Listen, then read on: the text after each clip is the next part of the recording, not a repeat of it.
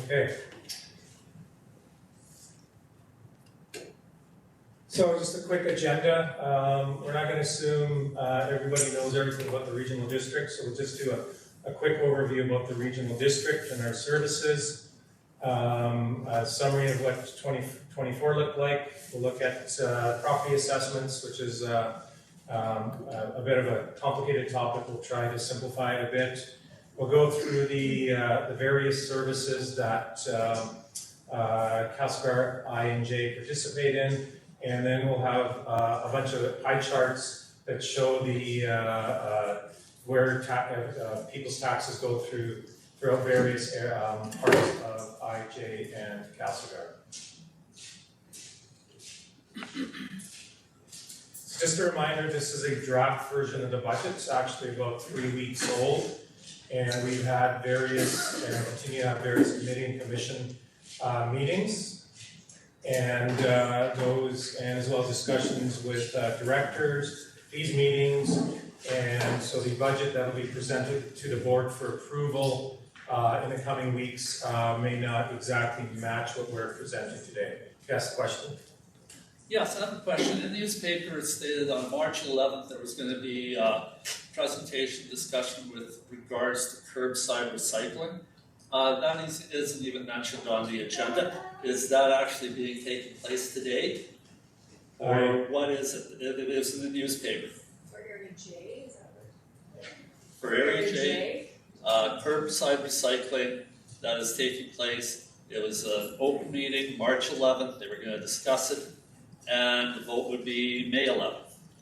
No, Oh, there you go. no, this is a different meeting. We haven't actually confirmed the meeting dates for the information sessions on the curbside recycling for defined portions of Area J. They will be happening in April and the votes in May.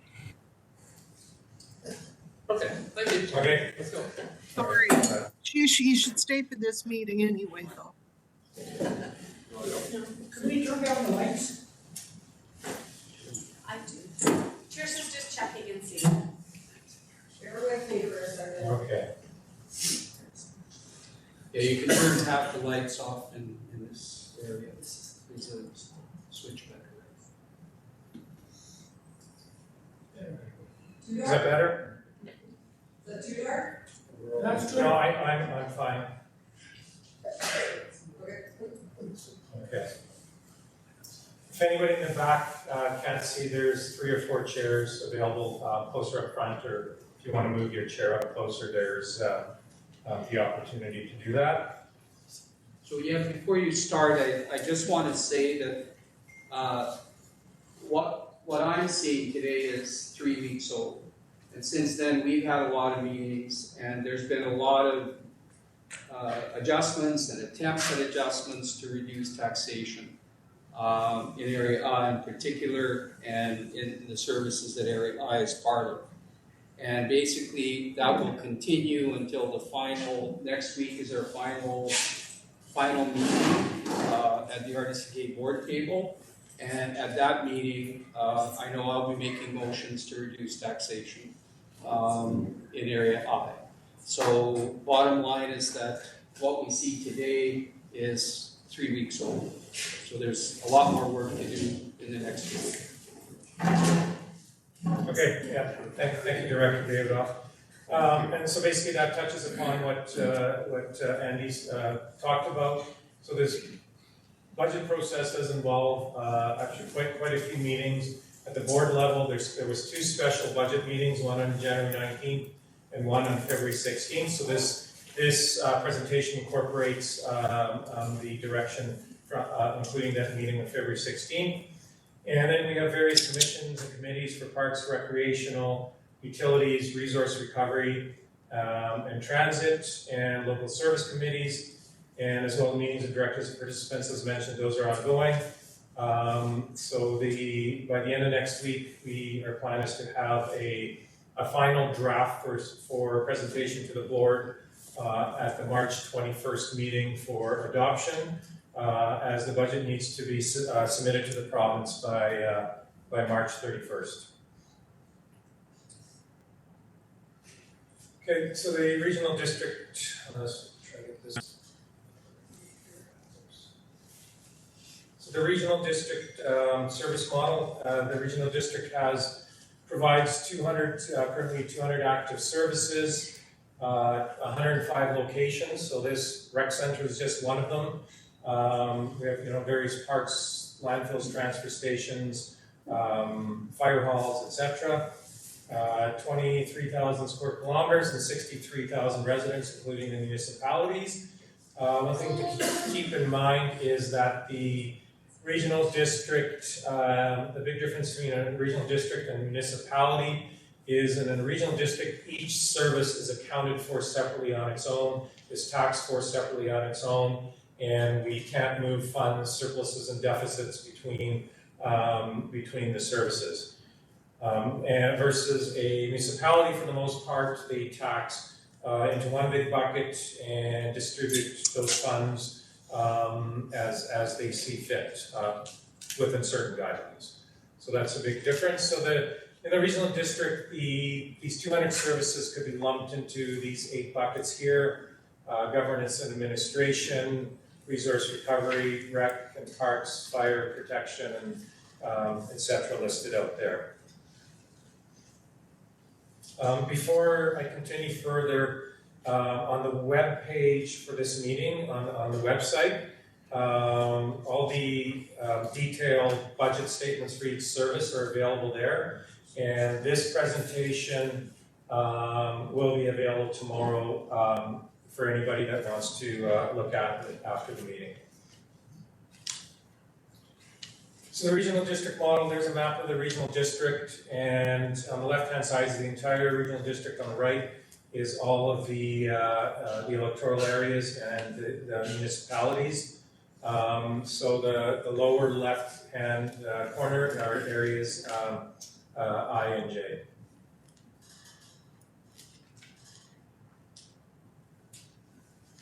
Just a quick blurb about the board's strategic plan. So the new board was elected in the fall of 2022. So over the course of last year, they worked on a updating strategic plan. So that is now available on the website. So basically here, the priorities that are help drive the board decisions, and as well as staff projects, initiatives, and work plans.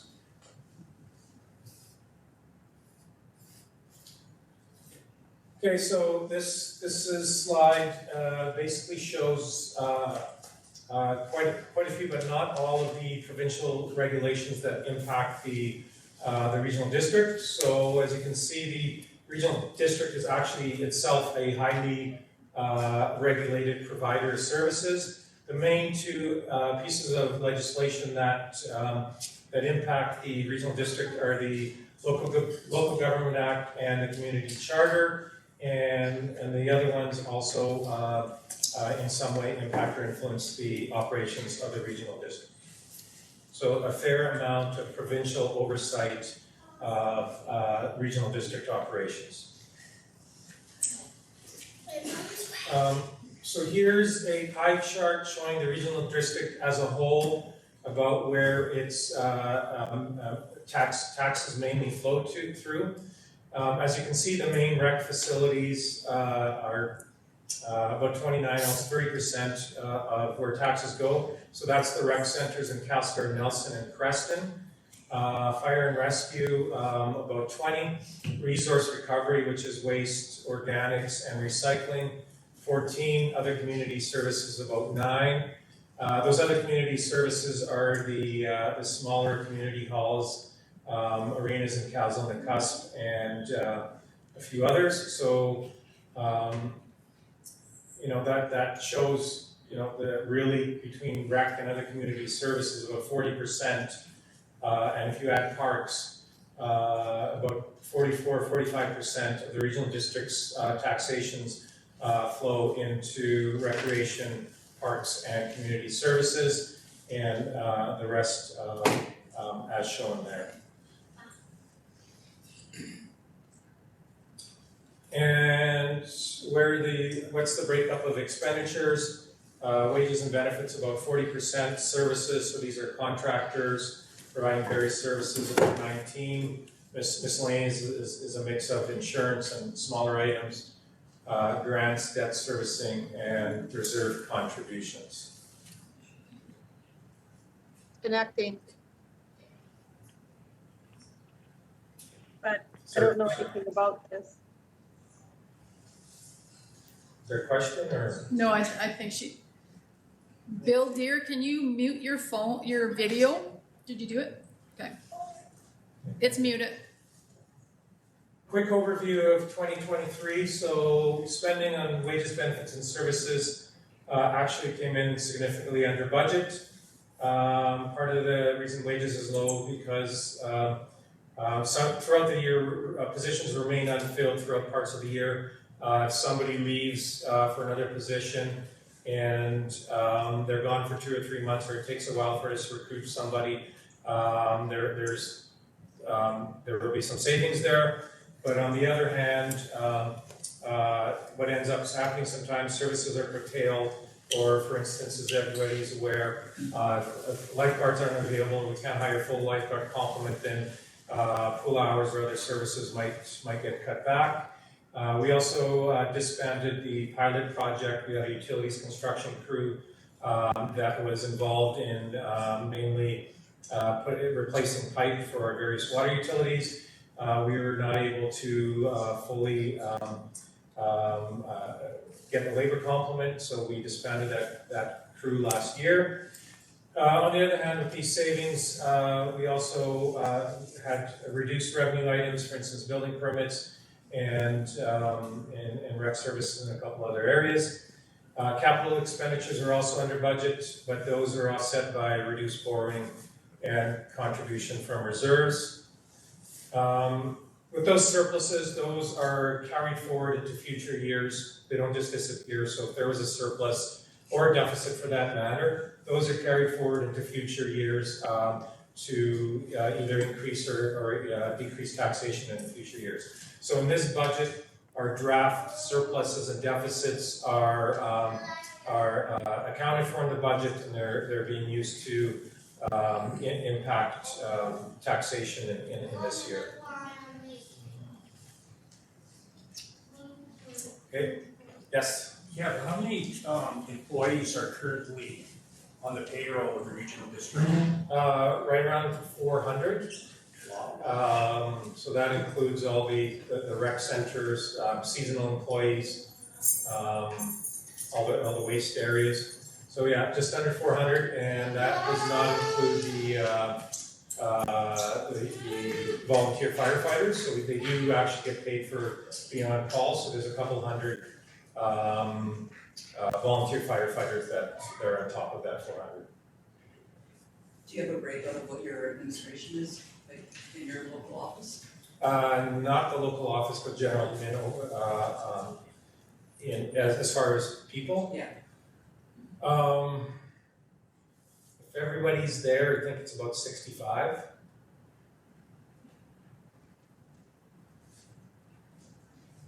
Okay, so we'll switch over to assessment or property assessment now. So for the most part, smaller increases this year compared to the previous year. Reminder that assessments are based on the July values from the prior year. So does that mean that taxation will go up or down by the same amount? No, it doesn't. There's a whole bunch of factors at play. And it's also useful to divide assessment change as a whole for an area of municipality to market and non-market change. So a market change is the growth in assessment in an area because the value of the properties went up based on real estate sales, and non-market is basically new construction, renovations, or subdivisions. So if you and I'll show a slide on it. So if the assessment for an area went up by 10%, often 1 or 2% of that is because of new construction. Yes? Okay, on that market versus non-market, you say new construction. Why don't the people who build and develop pay more of their share for the services that are being provided to them? Why should we, who are already living there, pay for somebody else moving in our area, and we've got to pay for their services? That's not right. We should be charging them for the same services that we are paying for right now. we should be granting or giving them low cost water and sewer and pavement and stuff like that. They want those goodies, they pony up and pay in advance. So make it fair for everybody. No point in me, everybody else in this room having to pay 13% for Castlegar, 13% increase. That is unaccountable. How can you live with that? I'm a pensioner. Pensioners don't get wage increases. We don't work overtime. We don't get overtime pay. But we're gonna pay the same price as everybody else. It's time you start lowering those numbers down there. You can't keep on taxing more and more people.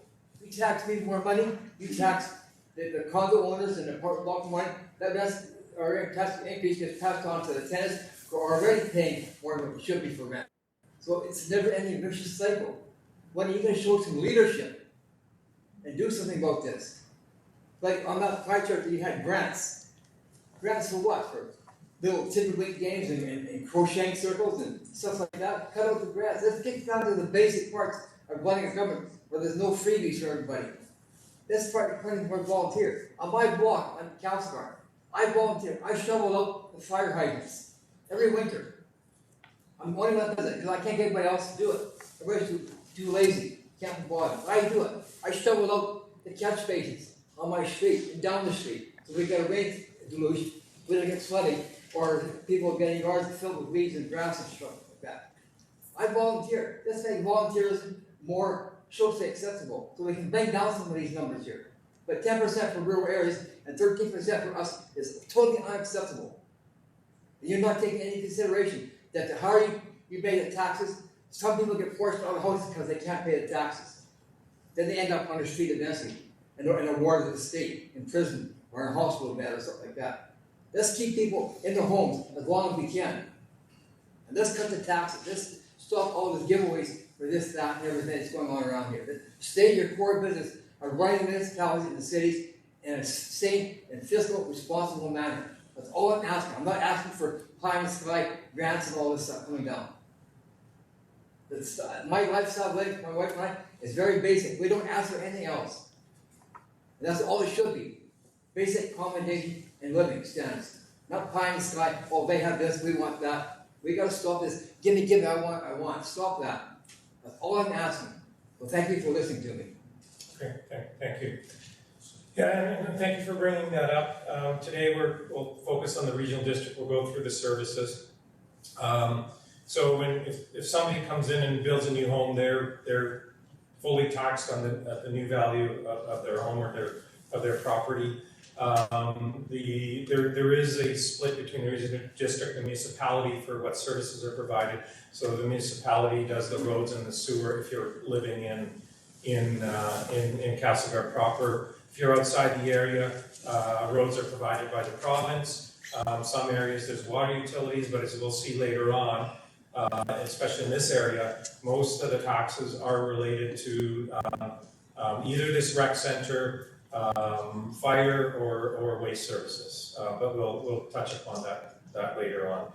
And there's also opportunities, and I'm not exactly sure how it works to also defer taxes, but there's pluses or minuses for positive and negatives for that program, depending on your personal situation. Yeah, that's something that I know I get calls on. We have people who live on the water, right, and they have fixed incomes, and then what happens is that their properties are really spiking in value, and some people, like, they've been living there all their lives, but now all of a sudden the property values have really skyrocketed. So for some of them, I'd ask them to seek advice from their financial advisors, but they can defer taxation and not pay tax. But then they defer. when the property sells, then basically whatever they owe is paid. So that is an option for some seniors that has really helped. So that's just something that I think Ev mentioned it, but for some seniors, it's actually one of the ways that they can still, age in place and not be burdened with taxation. Okay, why are we taxing waterfront properties Just because of We one. don't do it, the BC Assessment Authority determines the values, we have nothing to do with that. Can't you fight them? Or are you? Yeah, you can appeal your assessments, and some people do, that happens. I tried that, you know what, that's like, it was, suck it up, buddy. So we'll go back to but I just wanted to make sure that if we have a bit large audience here, and some people don't know about that deferral, so that's just wanted to make sure that people That's the understand. first I heard, I'm glad you mentioned that. You're welcome. Maybe that should be put on your screen. All right, so we'll continue on talking about, and just furthering Director Davis' point, about how property taxes are calculated. So the regional district, through directors, staff, committees, commissions, we figure out the taxation amounts for each service individually, or the taxation required to operate that service, and completely separate from us, the BC Assessment Authority, which is a provincial authority, determines the assessment values using, I don't know, computer models and all sorts of things. So two separate actions. We don't look at assessments and say, oh, hey, assessment's gone up, we can tax more. We don't do it that way. We look at what does it require to run the service. And then from that, for each service, we come up with a tax rate per thousand. So these are for services that are based on assessment. So the tax rate per thousand for each service, and multiply the assessed value of each individual property will give you the property tax for each service for each property. And I'll show you a table later on how the totals are then summed up. All right, so assessment changes for 23 over 24. So I increased 6%, J 5, and the city of Castlegar 4. So down quite a bit from the previous years as far as increases. And then there's that market change versus non-market change I talked about. So I and J just around a 1% increase due to new construction. And the city of Castlegar, about 0.5% of that 4% was new construction.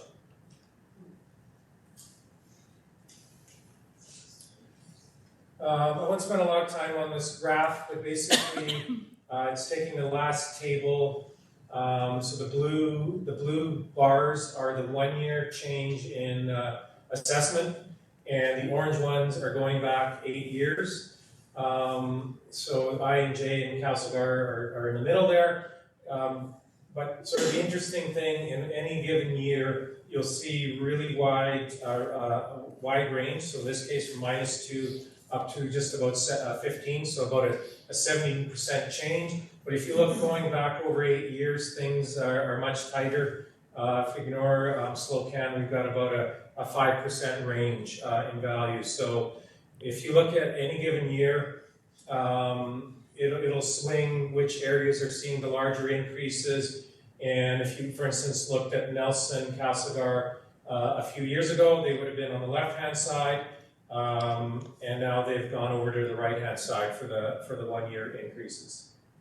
Excuse me. Yes. I have a question. Sure. So the blue is the. 1 year. The governmental assessment. Yeah. And the orange is 8 year average. Yes. My house value has gone up 50% in 4 years. Mm-hmm. And that's a substantial tax increase.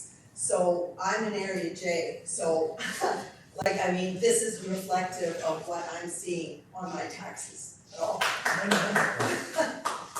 Yeah. 50%. Yeah, and that's a good point. So these are averages.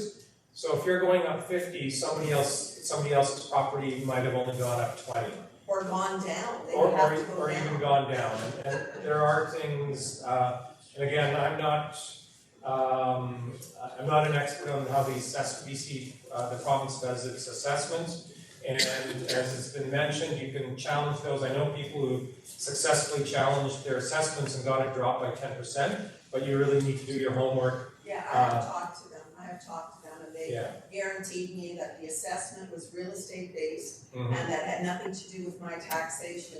But I did the calculations today and my taxation base is on at 50% as well. So even though they say it's not linked, I find Well, that they are linked. Yes, They're there very much could be a link, so it's, what happens is something called, assessment shift, so if the value of your property went up more than everyone else's, you are gonna grab a greater share, of the services that your area participates in.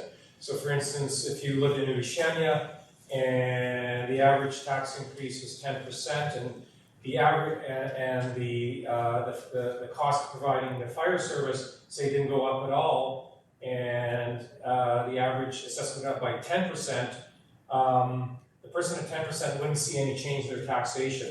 The property owner whose property went up 20 would now grab a greater share of that of the taxation required to fund that service. So it really depends on the service. You have to do it on a service by service level, and then see how your taxation change compared to everyone else participating in that service. My property taxes went up 21% last year. What did I get from the 21% in services? So I saw no change in my services. My road was unplowed most of the time. Right, so the regional district portion of your taxes or overall? Overall, 21%. Yeah, and you in the city or? In Area J. In Area J. So if I remember correctly, last year, the recreation facilities really hit the. And we voted on the recreational facilities for no increase, no renovations, and yet you guys went ahead with it. Yeah, the vote was, if I'm correct, it was to build new facilities. These facilities required maintenance. They required roofing. The arena floor was, I think, a major project last year, $1.5 million. So basically, that's what drove a lot of the taxation last year was the maintenance on these facilities. And how much did the user fees go up? I don't have that number in front of me. Exactly, I don't use the recreational center. Yeah. So I shouldn't be paying for the recreational center. When I grew up, my dad played junior hockey, 3 sons, never played, couldn't afford to. It's not my responsibility to subsidize other families so their kids can play hockey. It's not my responsibility. Our responsibility is to my family. Okay. Is any comments to that or from the directors? I can give you explanation for last year and just how taxes work and how our tax system in specifically Canada works. Is last year, yes, a big chunk of our taxation for all 3 areas would have been 2 things. I believe Area J and Area I had last year and this year fire services was a big one for them, and then the rec center would have been your other one. And the rec center was, so we have facility and assets that need to be maintained, and unfortunately there wasn't any enough money being put aside to maintain that asset. So last year we started looking at our asset and the projects, the capital projects that need to be done over the next 5-10 years. We needed to somehow find a funding stream to update that. When you have a home, you need to take care of it. The rec center is a home for the whole shared area. I understand your thought process on you don't use it, so why do I have to pay for it? Our tax system and the way it works is that we have shared taxes for common things. Schools would be the same thing. Whether or not you have kids or not, you are taxed on schools. How much did the user fees go up? Yeah, so I'm just explaining that, and then I'll explain the user fees, their whole system as well. So rec would be the same thing. Provincially, it's part of the regional districts in there to provide rec services. Not everyone has a rec complex, but that's ours. When you buy a house in Area J, Area I, and almost all of Area I and the city of Castlegar, you are then knowing you're buying into that service. That's part of just what's being part of our area. User fees are always a balance. The reason is because specifically rec centers and parks are supposed to be low barrier rec for people. And so there's always a balance, and you'll find that right across the country and the province, is that there's a balance between paying a user fee, but there's no, the user fee should not pay for the full service, otherwise it becomes a discrepancy between those that have little and those that have lots, being able to use those services. So yes, they did go up, they did a whole policy, and trust me, we got lots of complaints about them going up, the user fees as well. And so it's always a balancing act with those proportions, because you have to, We don't have to, you're supposed to provide rec services that are accessible to the whole. And so you're balancing user fees to make sure that they never exclude people from using those services. So it's never gonna be something that a user fee for a rec complex. A privately owned gym is different. But a gym that's in a rec complex, you're never gonna have the full amount because the actual structure of it is different. It's made so that anyone, no matter what their income, and even that we have like assistance programs for those who can't even pay the user fee. Because that's the structure, that's kind of the construct you're under in how we are to provide services as a regional district or even a municipality. Sorry, Henny has a comment. Henny? Yeah. Go ahead. I am from Area J and I do use the complex, and I can assure you that the user fees have gone up. I'm sorry I can't be there in person. Yeah, the user fees have gone up, everything's gone up, and I live in New Deshenia, and that's what my property values have gone up to, so I know what you're talking about. But at the same time, we have this complex, we need to maintain it. We can't just let it fall to ruin.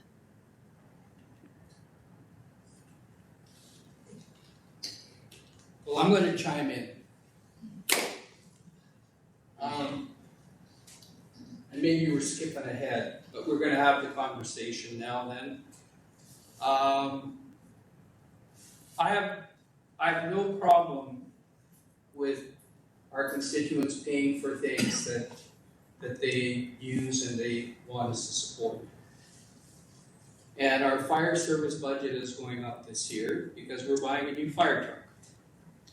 And cost of fire trucks has just gone through the roof. But when I look at, we need $140,000 more in Area I, increased taxation. And when I look, 94,000 of that is the rec complex and the aquatic center. I really don't, I think we could have done a way better job on what I would call more humane taxation, tax increases. And I proposed at the rec commission, we've got grant money, we all have it. Let's use some grant money to offset some of the taxation. That didn't work, all my motions got defeated. So then I said, okay, so staff worked on, if we're not gonna use grants, then let's maybe use a little bit of the surplus to pay for some of the stuff. That was all defeated. So for my ratepayers in Area I, we're facing $140,000 increase in taxation, and that's what you see advertisers in the paper, the percentage. But 94,000 of that 140 is for the complex. So the key thing is that we're going to be looking at this. There are going to be meetings in Area I. The rec commission's coming to every community hall to talk to residents in Area I about what can we do. And what really galls me is that when I ask for $25,000 for Area I, community halls, organizations that do recreation and culture, that was defeated. So I'm not a happy camper. And the bottom line is that, yes, taxation, we gotta take care of our assets, but at the end of the day, I think we could be more humane about how we do it. And that's, I think, where we're failing you guys. Sorry.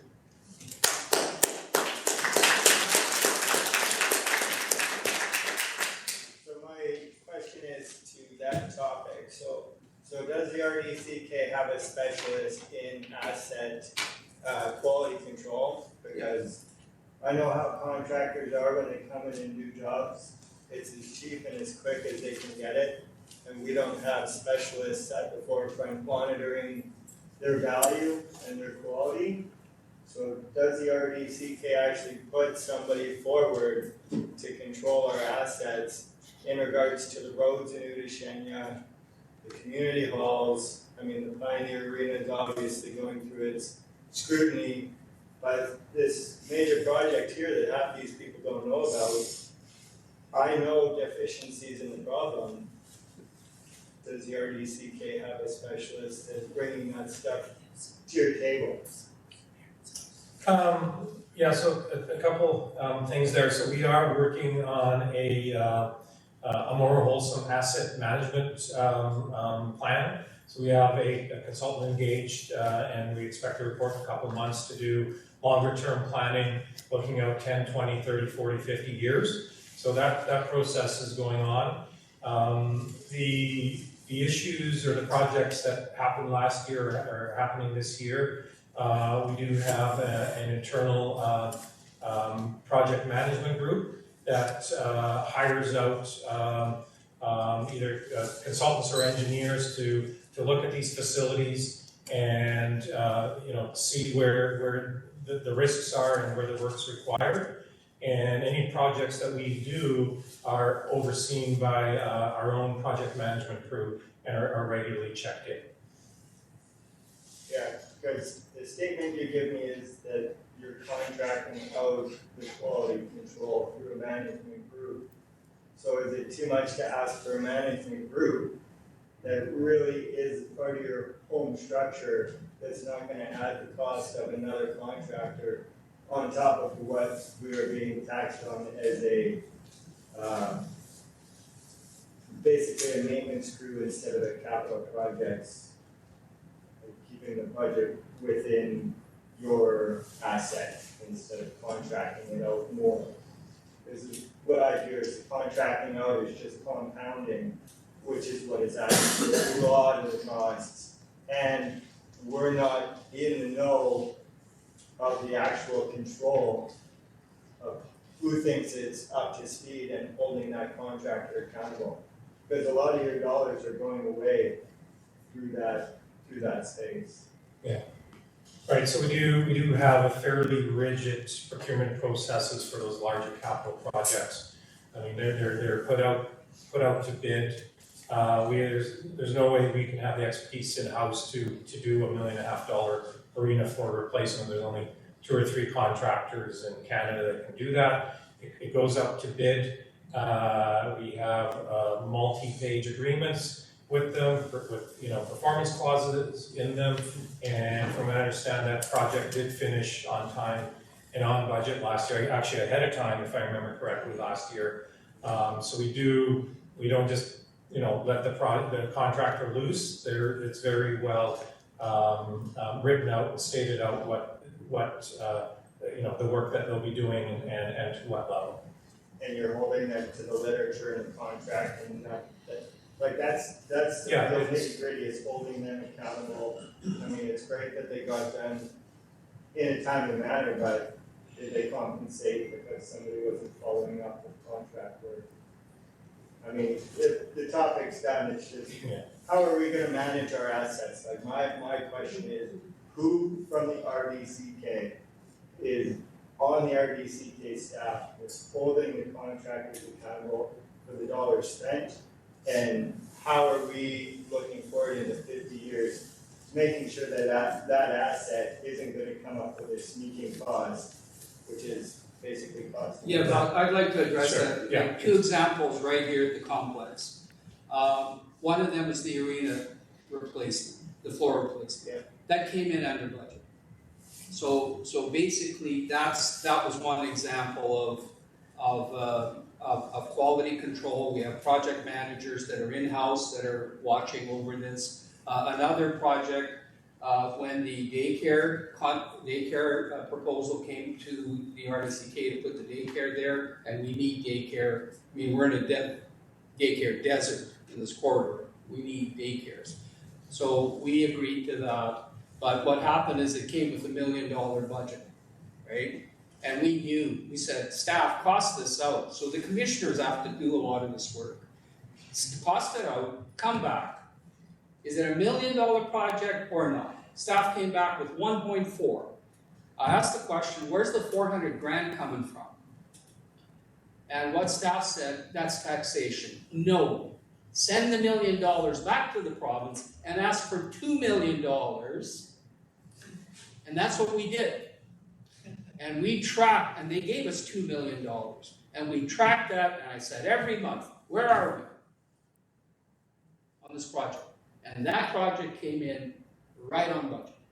So the commissioners, the politicians have to watch staff to make sure that we're not. And there was a proposal that came to Rick Smith and I, like a day before the rec commission meeting, for $250,000 of our community works funds from area I and J to do landscaping between here and the skate park.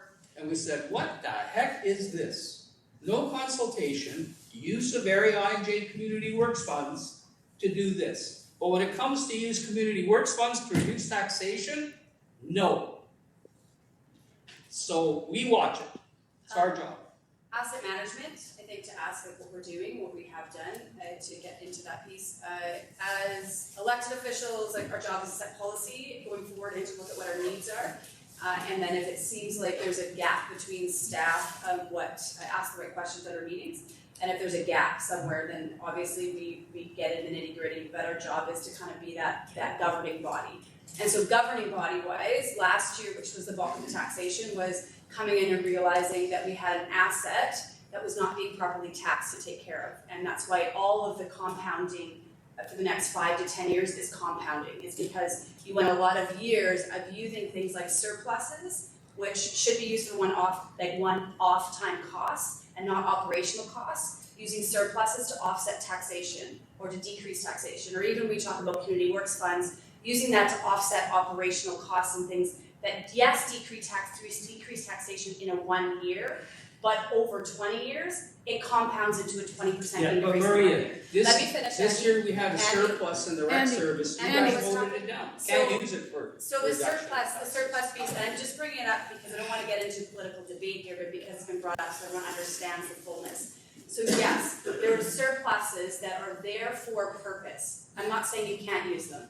But when you use them to offset operational costs or things that are going to be ongoing and not put asset management aside, you end up with that compiling into massive tax increases all at once. Okay, great, that's And so the goal misleading. is- Look, you're saying, Director David, not using surplus for operational, using surplus for one-off projects, you guys voted it down. So our capital asset management plan last year, when we went out to a consultant to say, what is the asset, what is the capital asset that we have, and what are we gonna need to do? So we did go out, they brought in experts, and they said, here's all the projects over the next 10 years. They actually said we needed $1.5 million, I believe, starting last year. We said, that's too much, let's start at 700,000, and let's increase it up to what we know. 600,000. 600,000 last year, 700,000 this year. So knowing that $1.5 million, which is what we actually needed last year to start catching up on our capital, we actually cut it in half, less than half, right? To do that over time, knowing that that was going to be a burden. Unfortunately, and we found this at the city too, our first year of our infrastructure levy, we did the same thing. It's a burden on the first year, but long term, then you have a funding stream for your capital, and you have your taxation matching what you're actually spending in a year. So it becomes something that now smooths out. But when you don't do that for a long period of time, it compiles into what we have. I get what you're putting down. Yeah. Yeah, So- it does make sense. Yeah, I mean, if anybody really wants to get into the details and see what's going on with recreation in these facilities, there's monthly rec commission meetings. Monthly rec. First rec- Tuesday of the month.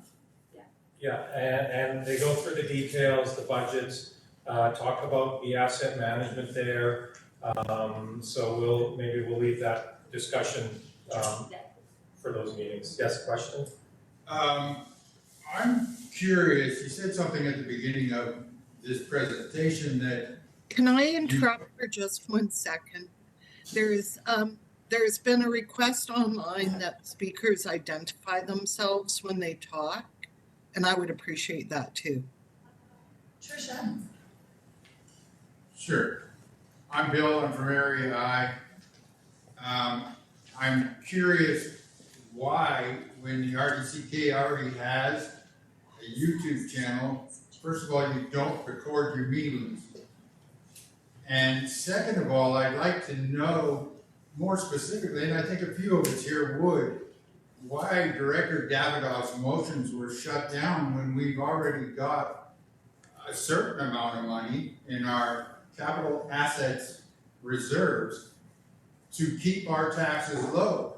You pointed out that, in area I believe you said our property taxes went up 6%, but you're going to increase our taxes that we pay you, I believe, 12. A doubling of our taxes compared to the increase of our property value. So why don't you record the meetings and make them public record, including who votes on what and why? And why was Director Davidoff's motions turned down when we have money in the funds?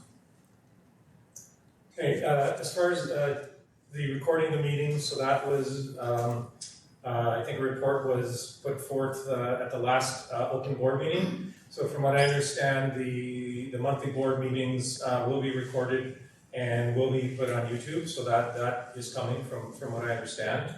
As far as surpluses and things like that, again, we can spend all night here getting into the rec center, and I know it's important. It's 50% of our taxes almost. Yeah. More than 50. More than 50. That's crazy. Yeah, so there is, when we do the planning there, we look at the reserves, the in contribution, and the commission went through a process and said, what sort of asset management projects do we have to look to fund over the next 5 years? So part of that was funded by increase in taxation, and part of it's funded by a use of reserves. So there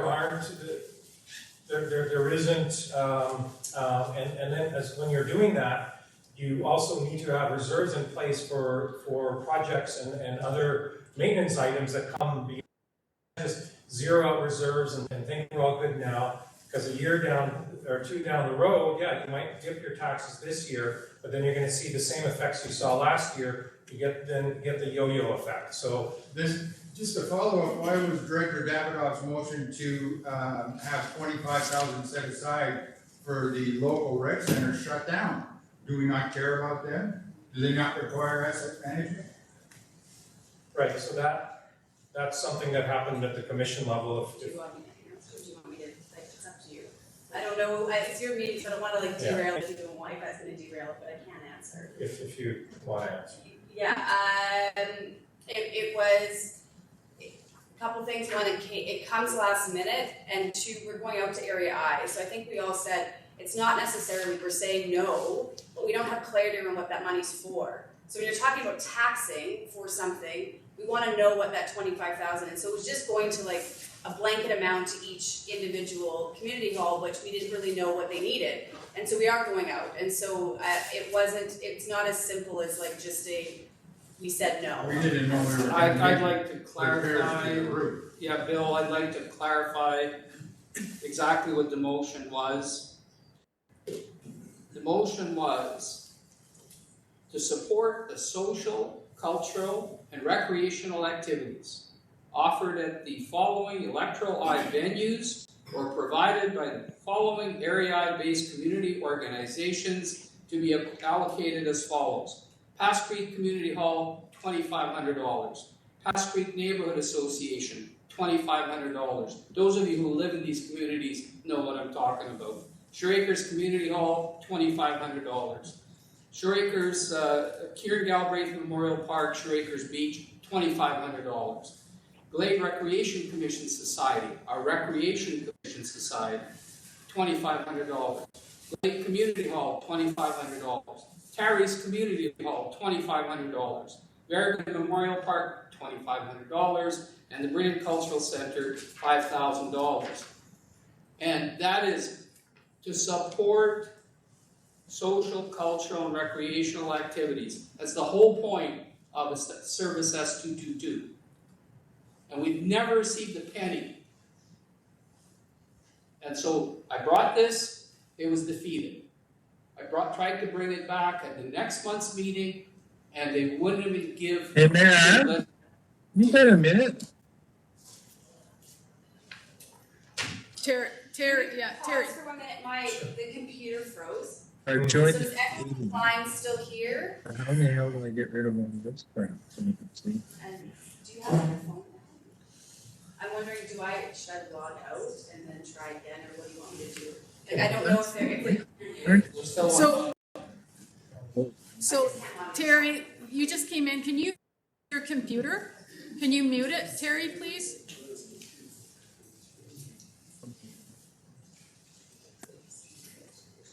Thank you. Okay, I'm just gonna give. yeah, I just don't know. I'm like, that's what I was trying to. What's going on? The program froze on the computer, Henny.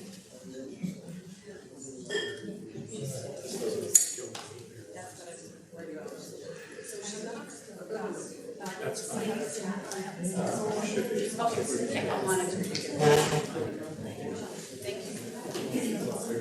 Okay, we'll get going again. Gordon? The way things are going, we're gonna be here till midnight. I can see this has been the largest budget meeting that I've been at for city, area I and area J. There's a major concern here, and it's increased taxation. The bottom line here is the regional district and the city as a whole has to make it 0 or +1. This is the first time, especially going into election, this is the first time I've ever seen a budget like this in double figures. It is. Like, everything's gone totally out of control. And how can that be even considered when a gentleman's thinking about maybe not being able to have his home because of the increased structure proposing? Our assessment for value, recreation. my assessment value, when we built our house, was $600,000. This year, it's up to 1.4. My insurance, my house assessment, when I built that house, I was paying about $1,600. This year here, I'm paying over $4,000.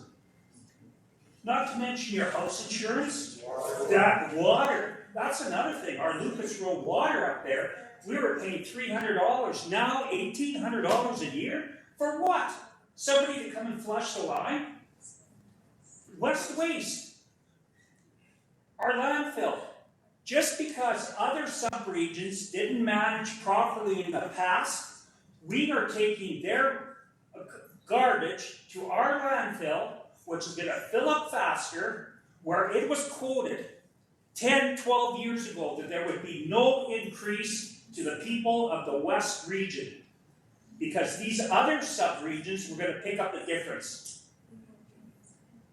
Like, it's gotta stop. And the message is clear to everyone sitting here and to Henny and Lucienia. I don't care where the regional district finds it, but you gotta slash it down to 0. Amen.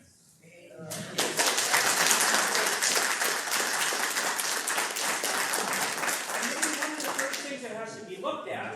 When you look at the population now at the regional district as far as people on employed by the regional district, that number has ballooned.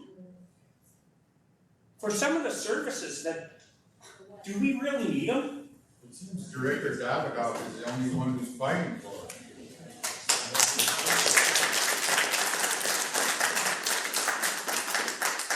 I think that the directors, the mayor, have to go back to their sub-region and say, look, this is it, this is what we're hearing. Like, we gotta cut it back to 0 or 1%. Gordon, we got a week. Well, I mean, this room basically dictates what everyone thinks.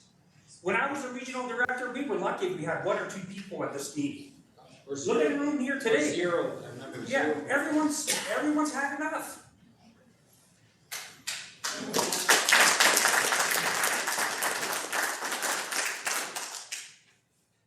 Transparency. How do we find out how each one of you votes on each thing? So we come on election time, we know who to get rid of and who we want back in. Amen. My understanding is you don't have to be transparent how you vote. That's not democracy. I'll tell you the way I voted on every motion I've Thank ever you. sat for 12 years, and you can take it from there. Our meetings are public, so you can come see, and if you ever want to know, you're welcome to, I think, message. I think most of the directors would answer if there's specific motions you wanna know how we voted. Our minutes are also on the website, and so you can always see our minutes. Which doesn't give you names, but it will tell you what passed and what didn't, and if you wanna know about a specific motion, you're welcome to message And directors. each individual vote, how do you vote on a certain thing, I'd love to know. That's what I mean, like, if there's a motion and you wanna send one of us an email and ask us that question, I'm sure. Why we'll don't you give us guys an answer. do it? Why not It make a should public be record? Why should it be public? It's high. It's just how you Sounds do, like a Maria, it's how you do liberal minutes. Are there secrets? Yeah. No, And it's, who can afford to take a Tuesday afternoon off? With this kind of taxing. Sure. So I support complex upgrades. I think the recreation is important to the community. I recognize that there's lots of seniors here and it might not be useful, but my kids are over, I use the complex, I pay user fees for the gym. I think what I feel is that we mismanaged this. And I don't understand why no one was looking at what needed to be supported for the complex longer term, so that there could have been gradual increases. And so why did that not happen at the RDCK if it's a RDCK managed facility? I'd like to deal with that because I was here for 10 years and I can tell you why that happened.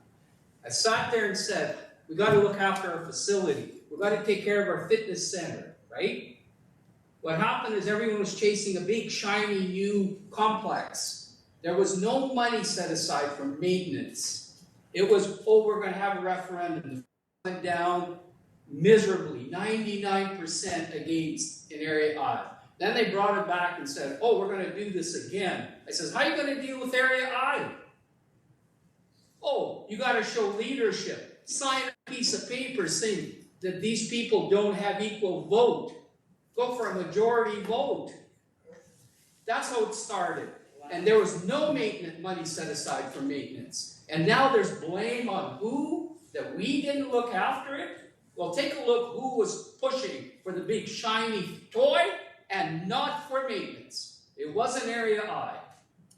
And I guess my follow-up would be is if we're looking at who's looking for grants from the feds, the provincial entities to support the continued renovations that we're gonna have to these facilities, right? So do we have that happening at the table? No, Yeah, I would say no grants. applications for the roof. Can we move along? Yeah. yeah, Grants, how they work, and then we'll move over to, grants, how they work is the majority of grants will not do maintenance, they will do new. Can we And move so along? it's very hard to find.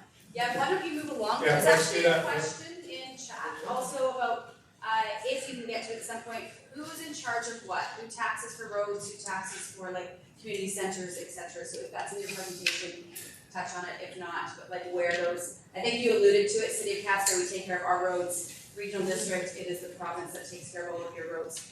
Right.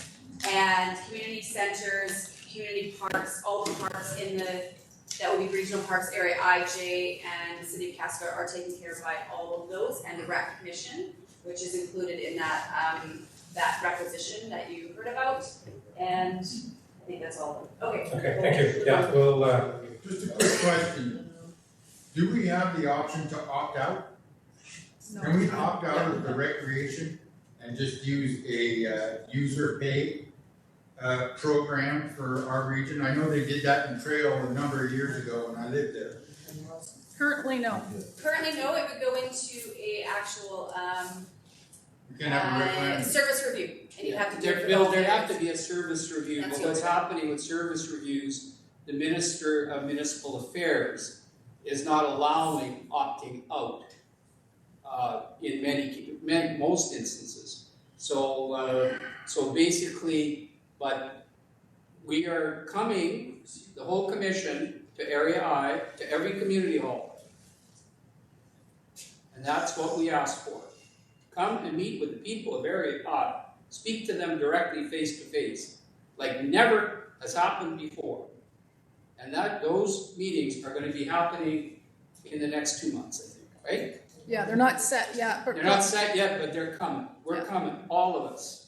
And that's where you can share what we need, what we don't need, what we're willing to pay for, what we're not willing to pay for. It's up to you then to speak to the commission. Those will be facilitated meetings. I think you should already get, want to continue on? Sure, yeah, let's move on. So those, again, just the assessment changes, we've already gone over that. And so we'll just talk a little bit what a property tax bill looks like. We only have one, we took one sample from area F. So there's one line for, usually for what everybody in that area participates in, so this is a rural bill. And then there'll be it's the second line, and then it'll list out a bunch of services that, or a few services that, because where you live in that area that you participate in. So not everybody in an area will get a fire service or participate in say a water service, but your tax bill will list that out. And so this is what we call a cover sheet. It's in our both our consolidated budgets as well as the budgets for this meeting. And this is for Area I, and it basically lists out all of the services that that everybody at this page, that everybody in that area participates, what the requisition was last year, what it is this year, and what the assessment change was. And then it shows the percentage change in tax increase for Area I there. Once again, I mean, doing the quick look at it, fire protection and the rec center, the arena are the major increases for Area I year over year. I have a question. What Yes. is EDC? It's a new item that hasn't been there. Economic Development Commission, so I'll talk a bit about that. Well, I could deal with it now. What happened is that we never, to reduce taxation, what we did is we had a surplus in that service. And we said, why are we taxing for this right now? We don't need to access this. So what's happened is that now we have worked out a partnership with Area IJ and the Chamber of Commerce and the city's part of this. And what we're doing is that we have what I believe should be a viable economic development service that we're going to work on together. And so now we're starting to tax in that service because we have a 3-year commitment that we have to pay for. But we've saved the money in taxation for,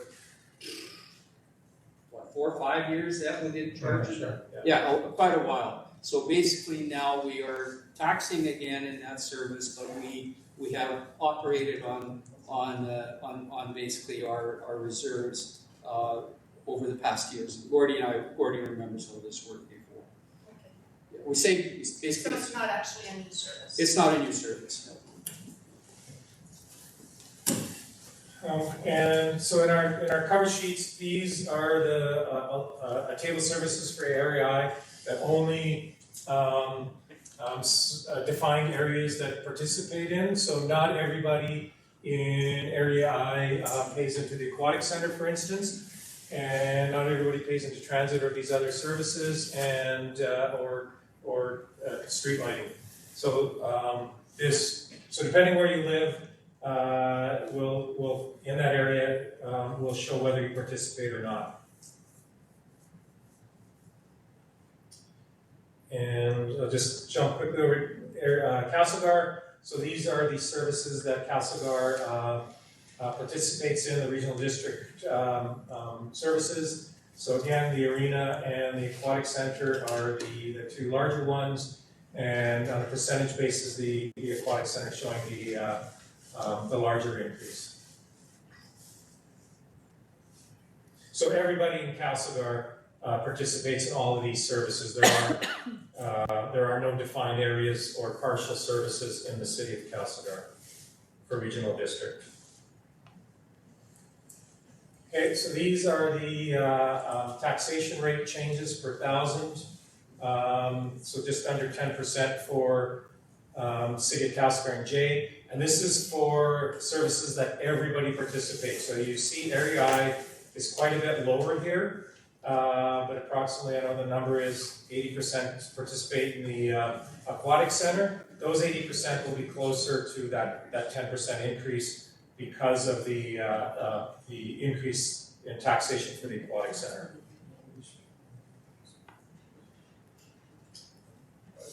Okay, big table here. Yeah, were you not gonna show the Area J cover sheet or whatever? Huh? Sorry, no, we're not. That was just to show a sample of the what those statements look like. So we're not going to show J. Apologize for that. We've got quite a few slides to get through. So this is on a dollar basis, showing these are the 12% increases that you may have heard about for I and J, and 13.7 for Castlegar. You could knock a bit, for an existing property owner, you could knock about 1% off of that. So you're still looking between 11 and 12% increase in taxation year over year. And as I said at the beginning of the meeting, that 12.3 in Area I, we're not done yet. Because the key things we have, until the budget is passed, opportunities to reduce that taxation by way of motion. And I hope they're not all defeated. Mayor, Madam, take note of that. Bring the taxes down. Can I just say, so I am disappointed that the Area J numbers aren't being shown. To the Area J people that are there, if you go to the RDCK website, all of the information is there and you can get it. I've got it up on my device right now. But you know, I am disappointed that the numbers aren't being shown along with everyone else. Okay. Are these actuals?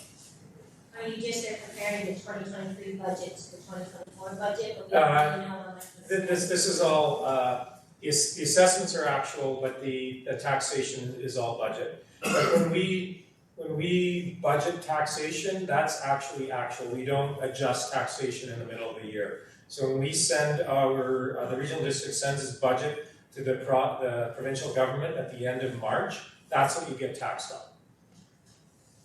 So you have, at our meeting next Thursday, board meeting.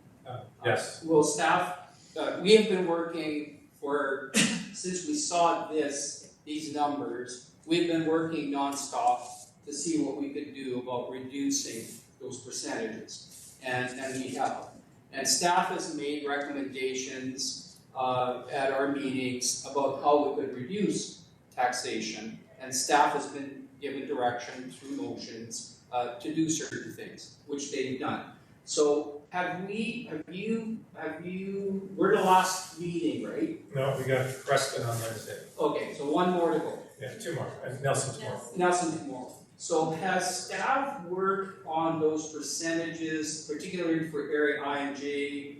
On the city side, the only thing that would, would impact city taxes as well. Is staff making any recommendations next Thursday to reduce taxation in our sub-region? It depends on the service. So at the commission and committee level, any recommendations would have been made there.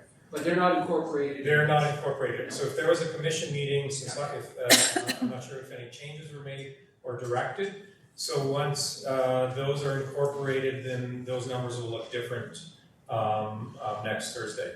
But I don't think there's major changes. We're probably talking sort of 1% percentage. So general admin and those things, like staff has done their work, and there's really not a lot of savings in a lot of those, overall RDCK services, correct? Not at this point. Thanks. Can I just follow up with a question? Sure. So I see all these buckets we're talking about complex and stuff. Where's the administration costs built in? Are they built or listening to that? Like, because I know that there was a number of new positions that RDCK was looking at, staffing wise. Right. So is that built into line items, or are we gonna speak to that? We can speak to it a bit later. So this year, so all our additions to staff have to go by the board, go through the board. So the staff the board at the February meeting approved basically, I think, a 3/4 position for parks management. And, we'll talk a bit about parks. And so it's basically any area that has a park will pay into that. And one other position is on the table for next week, and that's an emergency program coordinator position. So that one will be brought forward next week. So there's 2 or sort of 1 3/4 of position on the table this year. One of the 3/4 has been approved, the other one hasn't yet.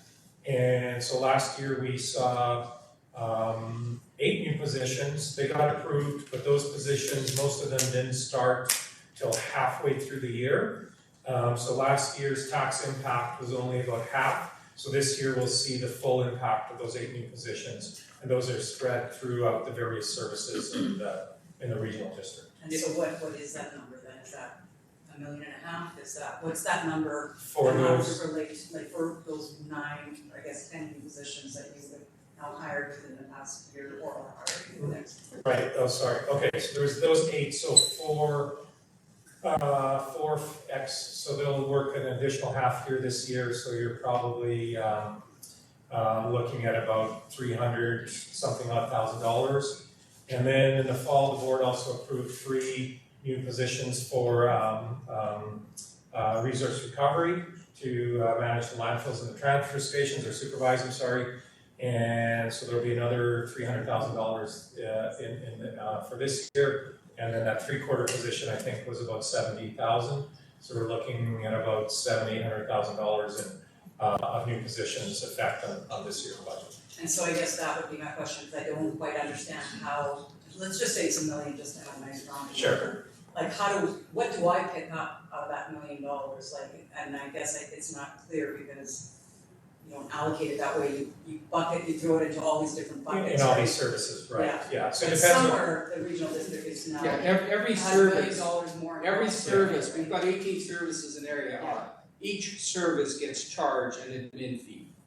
Okay, so there's for some of them, it's a flat rate.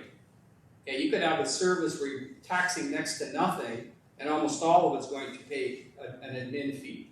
So that's just something that has been allocated across all, how many, 200 services? 200 services, yeah. So we have 200 services, area I's got 18 services. So every one of these services pays an admin fee. So when you look at the way administration works, there's an actual, you can see the number when you look at each service, the detailed budget for each service, exactly what the admin fee is. So I could add it up. I don't have it in front of me, I actually do in my big book that I carry with me all the time. In here, no, it wouldn't be in here either. It would be in another place, because I can actually add up what administration is costing us in area I. I can look at every one of the services and add them up. And staff can do that for me very quickly. I like to do it myself, because I want to see how it works. And each director, electoral area director, receives quarterly statements that I know I spend a lot of time going through and saying, okay, what the heck happened here? Why are we over budget? So I track those really carefully and ask questions about each thing. But all that stuff is there, and it's available to the public in the quarterly reports. And those 8 plus 3, those 11 new positions from last year, they're not all in administration. So 3 of them are in resource recovery, which is basically the waste management. So those will show as additional salary costs in the resource recovery. I believe we hired 2 new building officials last year. So those are going to be part of the building service. The ones that went to general admin, I think we hired 2 into general admin, and there was an IT position and a payroll position.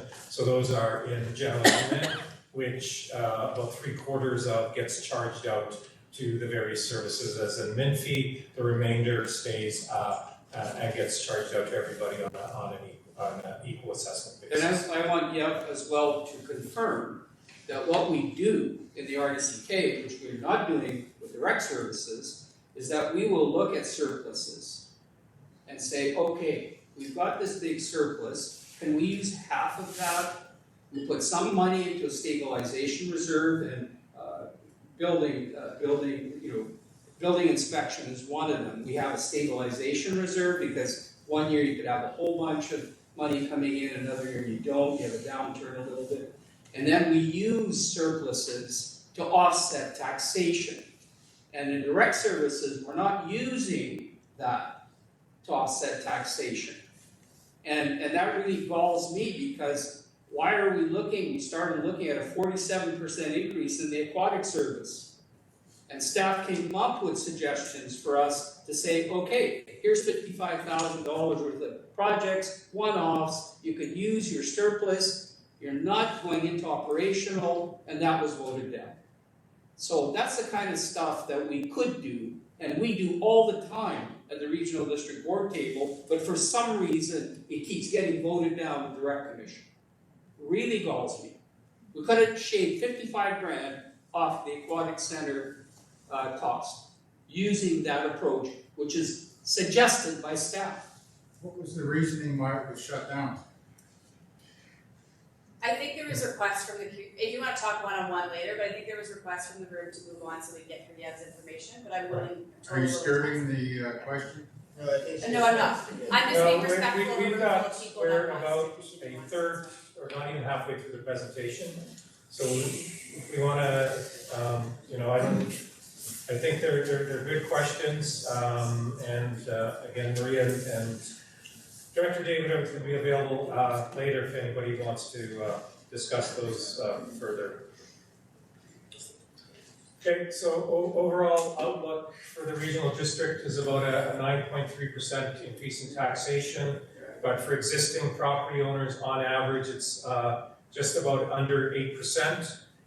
So we did a little bit of a survey, we looked around the province, we're right about average for regional districts in the province. I think the low is about 5.5% and the highest is about 13.5% on average. So the regional district's about right on average for this year's taxation increases. There was an inflationary increase for staff salaries and director stipends, 6.2%. That's either written into bylaw for directors or part of the terms and conditions of employment for staff. And the other thing, other item driving increases, inflation and supply chain constraints are having continue to have a cost impact across many service projects and initiatives. And those costs actually exceed the published CPI increase that everyone sees. I talked with our project manager, capital project manager a couple of weeks ago, and he says basically with his contracts and materials we're looking at buying, we're still looking at 10 to 20% increases from supplies and from contractors. Interest rate increases are also putting pressure on both our short-term and long-term borrowing costs. So, before when we were paying, 1 or 2% to borrow, now we're around 5%. That's partially offset by some increased investment income. And as we discussed earlier, we're working on implementing a more organization-wide asset management program. So we're in the throes of working on that with the consultant's report due in a few months.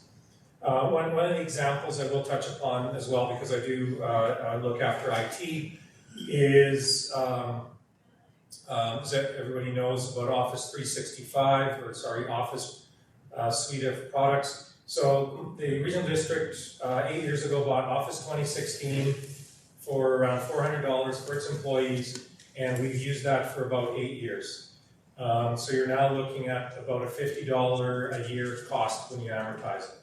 So a couple of years ago, Microsoft told everybody on Office 2016, we're not going to support it anymore, we're not going to give you security upgrades, you use it, you can be vulnerable, and it's basically become unusable. Your only move forward is Office 365, and instead of $50 a year, now that's $50 a month. So one of our major cost increases— That's per employee. That's per employee.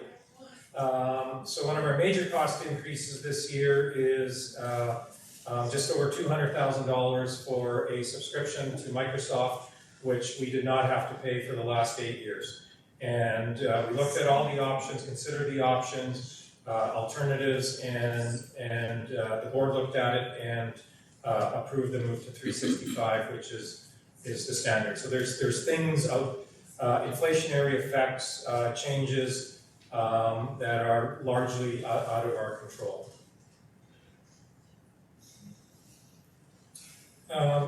Touching upon briefly various strategic plan initiatives and priorities will be driving the work plans this year. Okay, so I'll go through these services on an individual basis. We'll start with the one that everybody in the regional district participates in, which is the general admin. So this includes corporate admin, finance, IT, HR, CAO, and the municipal directors. So there's that the common wage increase, mileage rates have increased, some training. Okay, this is the IT costs have increased, as well as IT cybersecurity continues to increase. We've got a new website coming this year that was approved by, that spend was approved by the board last year. So in this service right now, we're looking at the 11% increase. So I made a motion to not give the directors the increase in our stipend this year, a symbolic gesture. There was no seconder for it out of 19 other directors. 6%, Symbolic. that's pretty big. Pardon? 6%'s pretty big. It's symbolic. And the key thing is there was no seconder for it. That means the motion isn't even considered. Thanks for trying. What about BCGEU and QP? Why are they so greedy? Okay, we have, our employees are QP employees, they're not BCGU. So basically. Okay, let's move on to our presentation of budget, yeah. All right, we'll continue on. So that increase is for.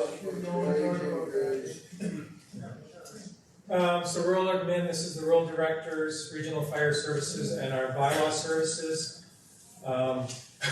Excuse me. So we were lucky enough to get a fire training grant to support wages, equipment, and other training costs of almost $500,000. So that's going into this service. So the overall increase in this service is 15% increase in requisitions. I think that number is going to come down by a couple, 2 or 3%. There's some year-end items that'll adjust that, and there's some funds set aside for a fire command unit. Building inspection, this is S103, so this city councilor doesn't participate, but the rural areas do. So the permit revenue is definitely off from the peak years, and but number of permits has gone up a little bit. And so last year we updated the bylaws, fees, and charges to make up for the hiring of the new building inspection staff, and they're continuing to be onboarded. The question might be, well, if your building revenue softened, why do you have the staff? Why do you maintain the staff? And basically the way building works, you apply for a building permit, you get a permit, it might take you a year to build that house, and that's actually, or that home, and that's actually then the next 2 years is the time that the building inspectors are out doing their job and inspecting that build, and that's what Director David have talked about, is having that stabilization reserve and putting those funds aside. So this year we are dipping into that, into those reserves. 200 grand? I believe so, yeah. Yeah, so we basically, I made a motion, $200,000 come out of the surplus, out of the stabilization reserve fund, and still leave $200,000 there to help offset taxation. That's how you use surpluses. All right, so planning, basically operations stable on budget. There's going to be some provincial funding to address the implementing the changes of the new housing regulation, and various new projects listed out there. And then GIS is actually showing a slight decrease in taxation, and some working on some establishing some new funding models. Community sustainability, some numerous projects relating to drinking water and watersheds. Climate action's been been quite a process over the last year, so we've gone out and done a bunch of the public engagement sections, so those sessions last year, so those will be incorporated into a revised climate action plan, I believe in the next month or two, and a couple other initiatives under climate action. Isn't that beyond the scope and purview of the RDCK? What service does that provide? Sustainability? Yeah, no, To what? Yeah. Taking the global climate? I guess doing our part, so that's something that, a service that the board has directed, and it has approved. So there was a bit of a shift last year, so there is there will be adjustment to the climate action plan. And, we do recognize there's various different perspectives. Again, is on that not beyond the purview of the RDCK? Where does this mandate come down from? It comes through the board and through the residents of the regional district. Provincial government, they're paying that in taxes to the provincial government. Double dipping. The provincial, as far as the climate action plan itself, the provincial government does fund a large portion of our staff that are involved in putting those plans together. You should fund it all. You already pay taxes to the provincial government. Amen. Amen. And they keep downloading, offloading onto local governments. You It's can say no. unbelievable. Say And no. they legislate it. That's what For happens. us, not them. So we're dealing with that, and it sucks. Okay, and a few other sustainability initiatives under food and agriculture and under energy. And Bill, I just wanted to say, like, in Area I, we have over 100 water systems. And one of the things that we're really worried about was like what happens in our watersheds. And one of the things, like in community sustainability, was, how do we protect our watersheds? And that was just one of the original things that went into sustainability because it didn't have a home anywhere else. So when it started, it was different, it kind of morphed. And then the provincial government kept giving money for, okay, now you gotta do this, and then we started realizing, hold on a second here, they're just getting ready for another offload. Right. The more you do, the more they're gonna give you to do. Alright, so the next service is emergency management, so I'm gonna pay into this through service S163. So basically, this service is responsible for planning and preparing for potential flooding, wildfires, and drought. One of the major impacts on this service coming this year and the future is the new Emergency and Disaster Management Act. So this is going to affect our planning, risk assessments, coordination, consultation, requiring an update of bylaws, policies. So we're still looking at how it's going to impact this department and the regional district going forward. And a number of other emergency management initiatives, including the NEPP, FireSmart, and the community wildfire resilience plans. Regional districts across the province are writing letters and campaigning and passing motions dealing with the Emergency and Disaster Management Act. What's happened is that it's a very poorly designed piece of legislation, and we are railing against it. So Has it come in, has it passed? Oh, it's passed. So now we've got to fight to get it changed, to make it less onerous on us. Why do you get $5,000 cash rebate householders, landlords, to protect their property? Shouldn't that be their own responsibility? why should the regional district, which is the taxpayers, fund me $5,000 to protect my home? All it takes is me is a chainsaw and a truck and a bit of sweat and labor and do it myself. Nobody able to jump in around sweat rock. Yeah, so the taxpayers, the regional district, that funding does not come through regional district taxation. It comes from That, the province. that comes from the province. So It it's, still comes from our pockets eventually. it does, so the region, the province says, here regional district, here's $100,000, you hand it out. So if we say no, then that money's not available to our residents Goes here. to another regional district. Then it goes to another regional district. Well, can you take the money and use it somewhere else? No. Doesn't, that question in the back? So if you say no to the money, you don't have to do what they legislate. If we say no to those grants, then they're not available for residents to apply for. Well, let's say for the climate action or whatever you guys are saying, that you take the money, so now they're legislating to you. If you say no to money, can you say no to all the legislation that they make you do? We can't say no to the legislation. Yes, we can't say no to legislation. What the government does, or the provincial government or federal government sometimes, is they'll bring out new legislation and it'll be impact the regional district, and they'll say, here's some funding to help you Transition. to transition. So basically, you can't say no to the legislation. If you say no to the funding, then you're paying for that largely yourself. So we're waiting. I don't think we have a number yet.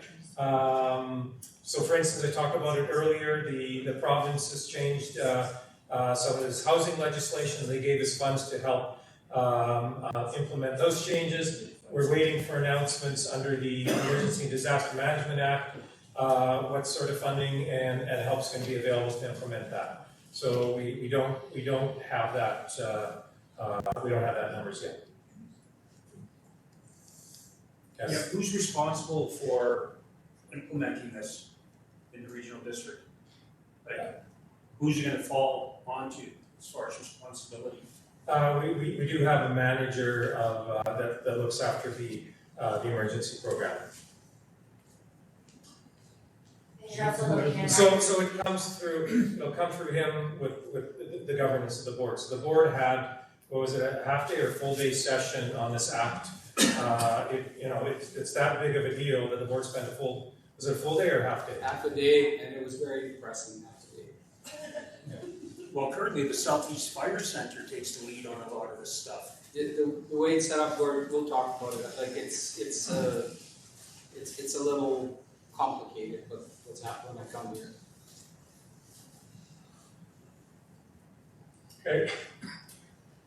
So West Resource Recovery, so the regional district resource recovery is divided into three sub-regions. So the west is Castlegar, up through the Slocan Valley, Nakusp and Area K. So a 4% increase in taxation, 10% increase in the tipping fees.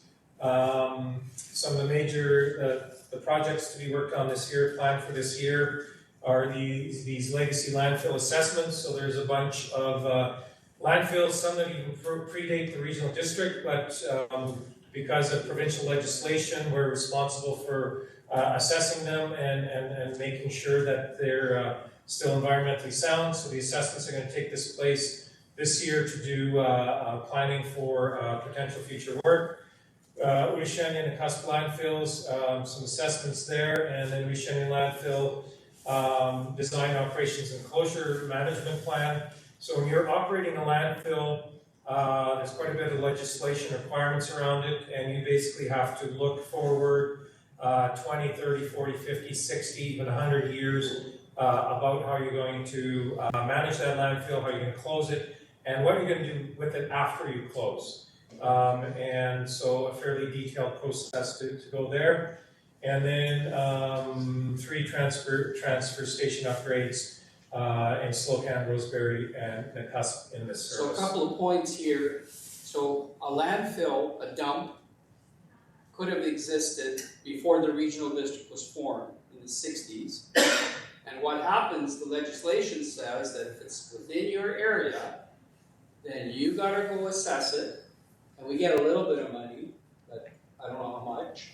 And then if you find that's a problem, then I guess it's our responsibility, right, yeah, to tax you to take care of that dump. So that's one. And what's the last thing you talked about was the, not the transfer, oh, recycling. So we are out of pocket, our ratepayers, $1 million, okay, a year with our recycling program. And I move the motion, let's send an invoice to the Minister of Finance, Minister of Environment, every ministry, and collect that $1 million that you're paying, I'm paying with you. Because we do the recycling programs and everything else, but we don't break even. They give us enough money, keep it going, but we're still short $1 million a year. Am I right on that? Yep. And you didn't need all those big new trucks, matching colors. Are you saying, now, we're short $1 million every year? Every year, right? Yeah, pretty close. I'll have a quick look. Why do we look Just a so much quick garbage? question for you there. So you're saying that you're losing $1 million on recycling, but you're rolling out an organic waste program? Yeah.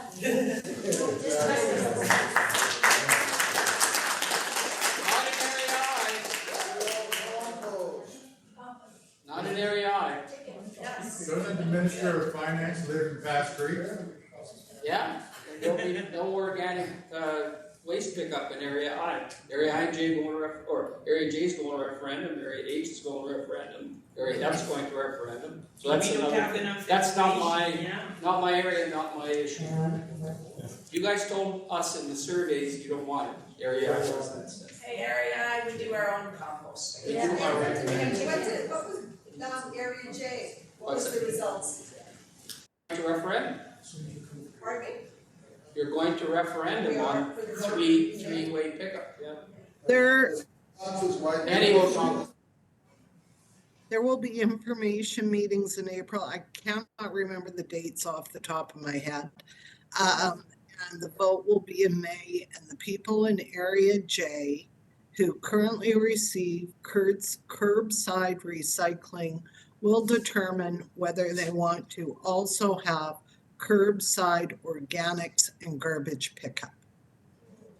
We already have that choice right now.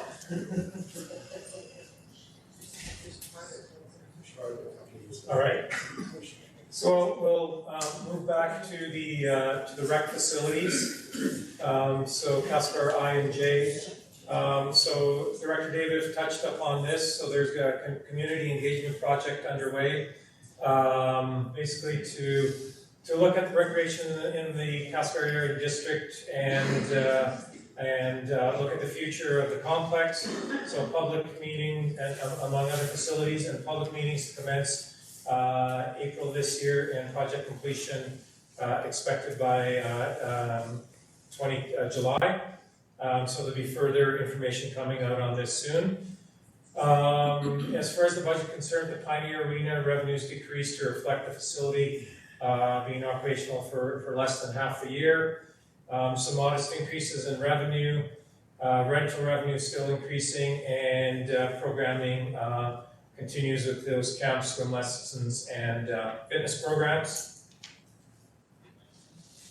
We'll touch upon a bit taxation and asset management for this year. So for the arena, S222, looking at 11% increase in taxation, and major project being the arena roof, and a couple smaller projects, the HVAC. This service, even though it's referred to the arena, to be fair, it includes Parks and Glade. So there's $130,000 allocated there. And S227, which is the aquatic center, the fitness. This is where the large increase is showing, the 44% taxation increase. There's a fairly small, relatively small project for HVAC, but the increase to this is largely driven by a decrease in a prior year surplus. So last year, the surplus was used from the previous year to reduce taxation. There's no large surplus from last year to do the same for 2024.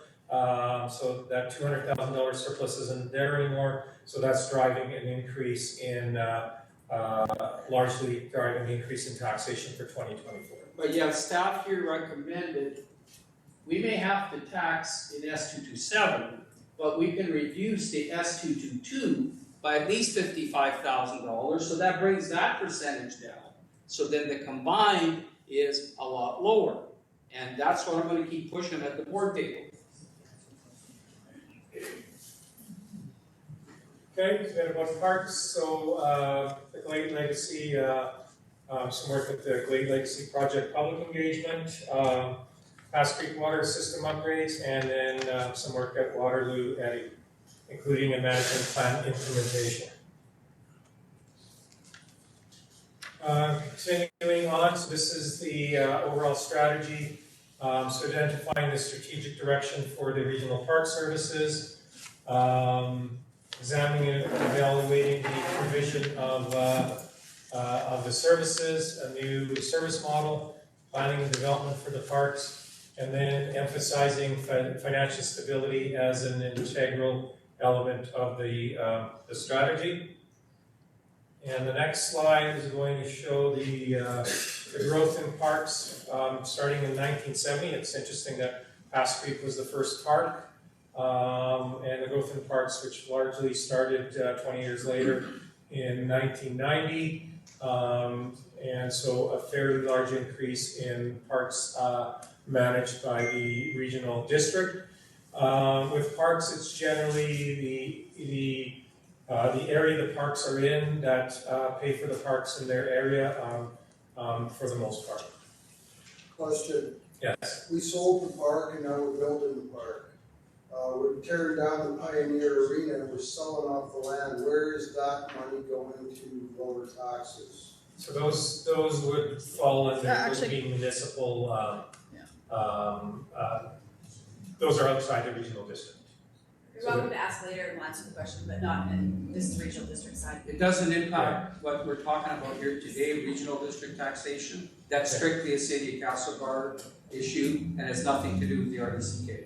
Kind of falls into the complex. The property that sits on is owned by who? City. And who's paying the property tax? Owns the I park. understand that. Who's paying the property taxes on the property value that this sits on? Is that the RDCK? This building Is that us in Area J paying some of that property tax? No, this building is exempt.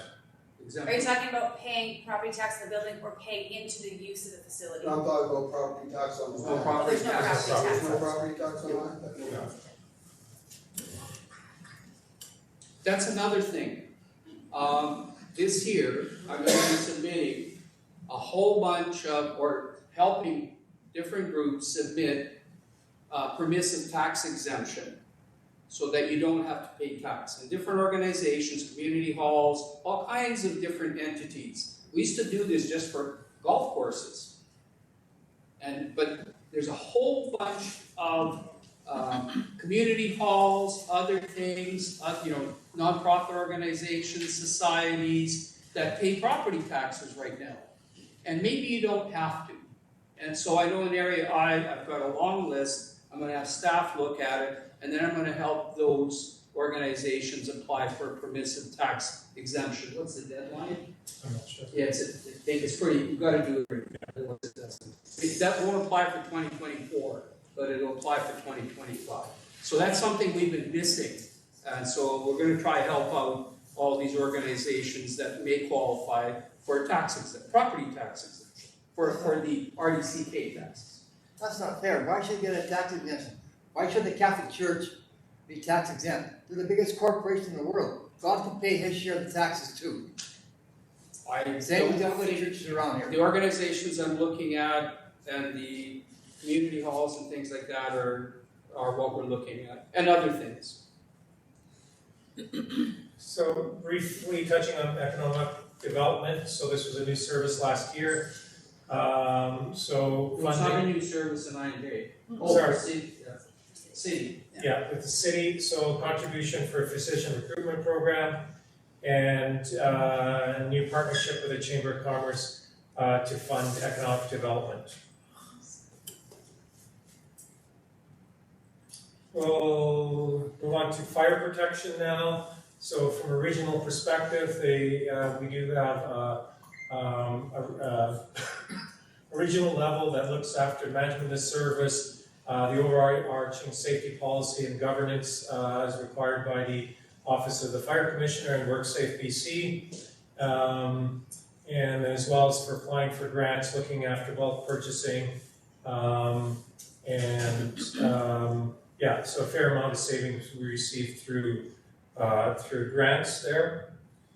And we'll go through the various fire services in this area. So S137 is Terry's Pass Creek, 10% taxation increase.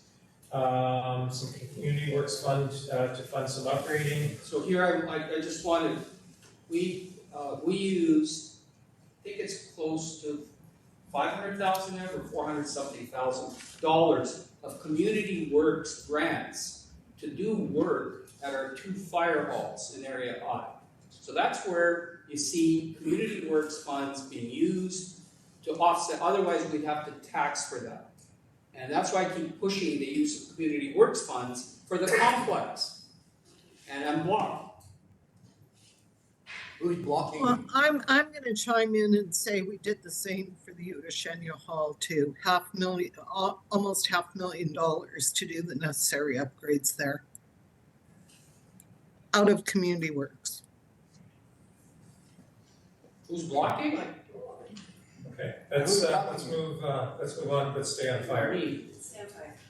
Okay, so Terry's Pass Creek, a common theme across all fire services is the increase in the protective gear, the turnout gear, the price increases there, I would say probably tripled over the last 3 or 4 years.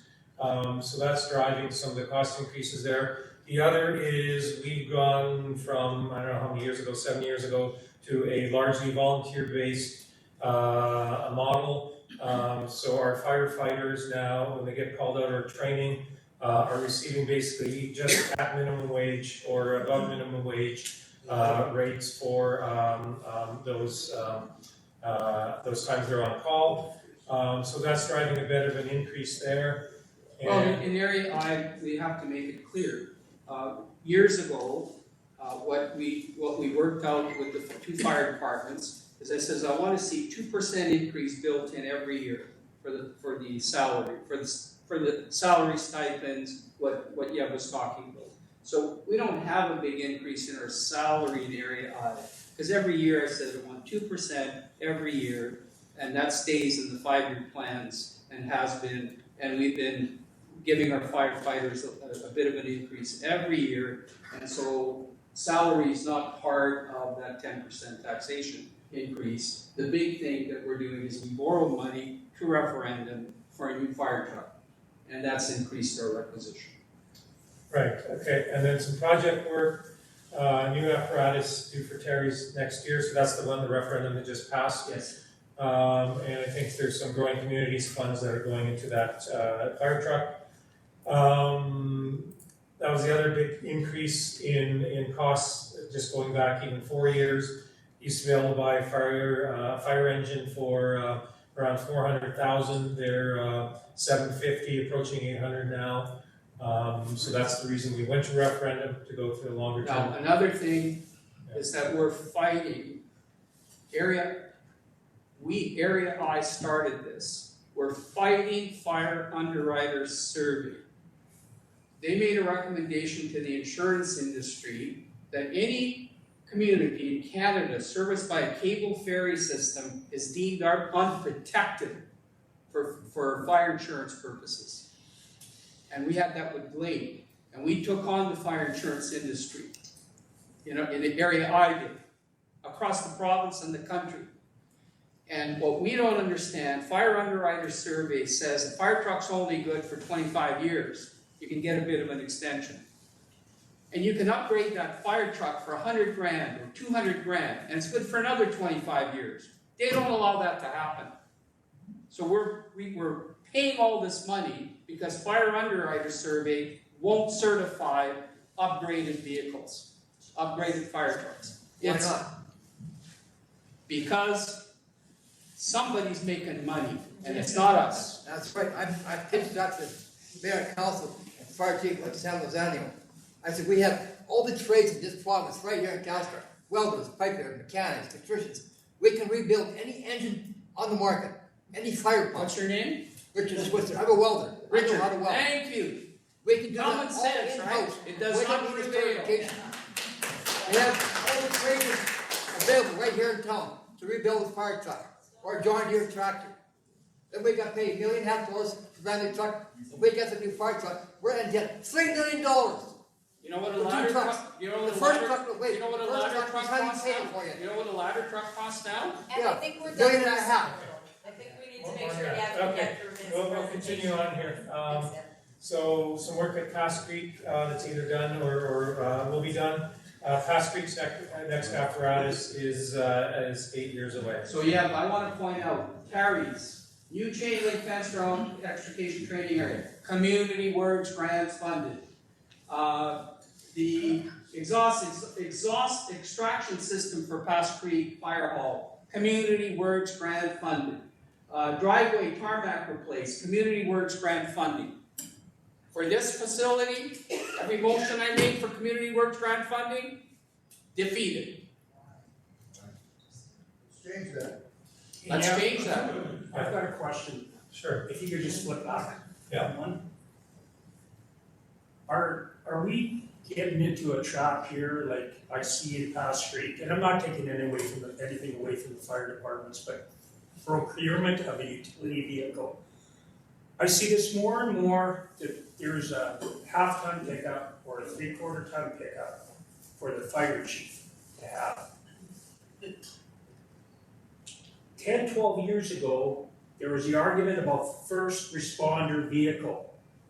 We have to upgrade all the fire halls to take care of this extra vehicle. Now we're gonna start getting extra utility vehicles. Down the road, what that means is you gotta store that vehicle somewhere. And is it really needed? Is it really, really needed? Gordy, what happened, it's a work safe force issue and a liability issue. What was happening is people using their private vehicles, fire chiefs in particular, coming to an accident or something like that. And what happened is that one was, my understanding was that it was a work safe driven issue. So we can talk about that later. Yeah, but you got a first responder vehicle. Everyone meets at the fire hall. I asked the same questions and staff did research. I mean, I'll just use an example. You have an accident here in Castlegar, you got 3 vehicles with 1 person in it, then you probably got 2 or 3 fire trucks. You can't even get by on Columbia Avenue when it's just a little fender bender. And it's to the point where we're kind of going over the limit here a little bit.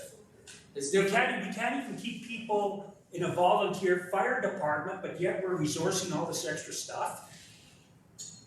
I've got to set the priorities here. In the electoral areas, we're pretty tight, and I've asked all those hard questions.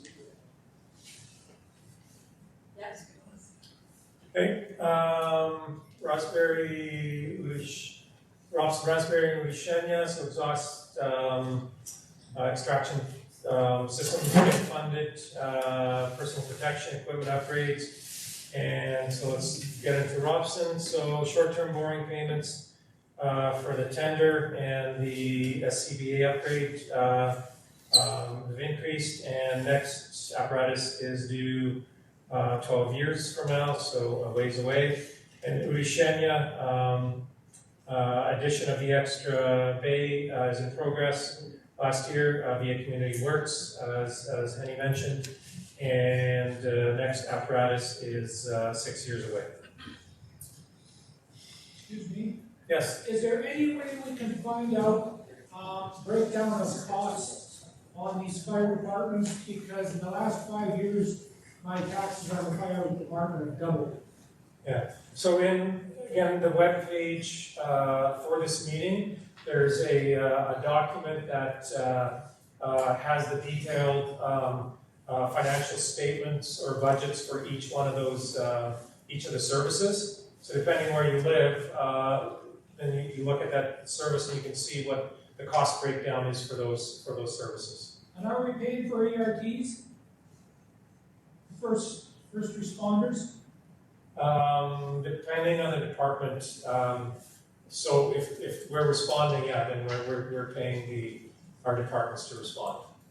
And some of our departments actually offer the Jaws of Life service, so then we, that's funded as well. Okay, thank you. But we also give task numbers if we go outside our area. So for example, if the Terrace Fire Department goes outside its fire protection area, we have mutual aid agreements, but we also can get task numbers where we get reimbursement from the province for our firefighters going out. So there's expense and there's income. And for example, during wildfire season, you could have with a sprinkler protection unit, like what happened when we had our big fire, I think it was Bulldog. So we had our crew out there, fire protection units, and the province was covering that cost, and actually that's revenue for the fire service. Now it's not for the fire service anymore, it's for the whole service, A100, whatever the service is. But you gotta look at all revenue streams and costing as well, so just this stuff gets pretty, a lot of reading to do. So the other service that the regional district is responsible for is funding 911 services for the rural areas in some municipalities. So Castlegar looks after its own. So we contract out for 911 dispatch a center in the South Okanagan. So their annual rates increase from $80,000 to $115,000. And then if it's a fire call, it goes to Fraser, Fort George, and we're seeing an increase from them as well. There's a couple smaller projects. That bottom project there for GIS services to integrate with the new generation 911 is being grant funded. What does Fluent INS stand for? IMS Information Management System. So it's to basically manage the information for this service. Okay, can't we do 911 through the Castlegar RCMP office or the fire hall? No. Why? It's not a large enough center to handle that on. That's not the service that they provide. You need the staffing to make that work, and that's expensive. So that's why we have a problem. We have to phone way out of the city, usually Kelowna, on off hours to get an RCMP officer to a street location. It's actually a call center that we're all using. Why can't we just call local cop shops? There's always somebody there anyways. Yeah, because not all 911 calls are to the police, so that's, it goes to one dispatch center, then they'll either dispatch ambulance, police, or send it to fire. So it's one number that deals with it all. If you call the police and you say, I've got a fire going on, they'll tell you to call fire. So I know other municipalities have looked at setting up their own call centers, and the math doesn't add up because you have to have multiple people available and 24 hours a day, and have people, extra people pay them to sit at home to cover sick time, vacation time, because you cannot just shut a 911 service down. So it's one of those things that makes the most sense to regionalize or run a larger 911 service. And actually, the further it is away from us, buys us some resiliency. So if there's, say, major wildfire issues and things going on here, then its potential 911 service can go down, but having a 911 service outside your area gives you a little more resiliency that way. Okay, and it's so local, not 80,000 to 115,000. Are they gonna prove a justification for that price increase? Are they justify that extra money? They're making money at 80,000. Now they're gonna jack up to 115. How much of a ripoff is that for their profit? How much more extra profit are they making? 150,000? Probably a hell of a lot. Yeah, I'm not sure exactly. Well, I don't think there's any, It doesn't really just No. questioning their motives for such price increase? there's no profit in this, it's break even for equipment, staffing increase, salary increases. These things aren't out there to make money. Nobody's making money in this stuff big time.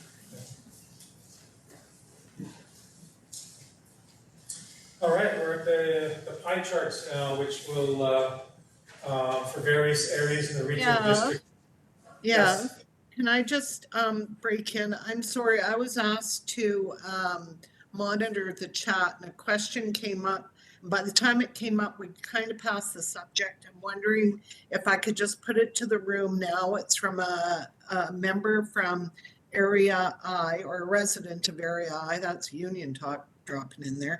Anyway, it's for the complex, introducing a slightly reduced user fee from the current adult fee for seniors aged 65 to 75 could help increase attendance in some of the AquaFit fitness programming. So that's the comment, and the resident wanted it put to the room. Okay, anybody want to take that one? Sure. Well, that's always decided at the board. You guys decided that. We just got notified. I would love for it to go down. So would I. Yeah, so would Henny. So that was a board decision, Yeah, not ours. There's a fees and charges, actually, Tricia's in the back, we've been working on, reviewing a lot of the charges for people that can't afford to use the facility. And, Chris, how many visits did we have a year that we were subsidizing? It was a big number, 7,000? Across the district? Yeah, no, across the district. So if I understand the question correctly, across the district for people 75 years and older, there was over 14,000 plus visits across the district. And there's no charge for, we do subsidize heavily. I don't think that's what Andy's talking. Andy's talking about people who simply can't afford the fees, which is different than why. Yeah, so the people who can't afford. The low income. We have programs where you could apply for a subsidy. We have that. Yeah, if you qualify, then you get the subsidy. So Trish can explain it, I can. I understand that. What this resident is suggesting is a senior's discount for people between 65 and 75. There used to be a senior's discount and there isn't anymore. So that's the point that she wanted raised, and so I've raised it. And she's saying it's not about low income, it's about middle income families, and it's about seniors. So, there you have that. I don't want to lengthen this meeting with this debate, but I think maybe it's something we need to talk about as a rec commission. Thanks, Henny. Thank you. Sorry, can I ask, my understanding is that the program or database for users of the complex doesn't track demographics. Is that right? That's like, true. do you know what the age group is or where they're from? I guess I'm asking, how do you build programming or pricing if you don't know your demographics? So we know there's certain information we can gather with ease, and there's information that would require a lot of data mining that the system just isn't set up to do effectively. So what we're talking about related to, let's say for children, we can identify the number of children, but when you start getting down to like postal codes and trying to figure out, who's coming from exactly which areas, it becomes very problematic. So it's not quite as simple as what many people may think.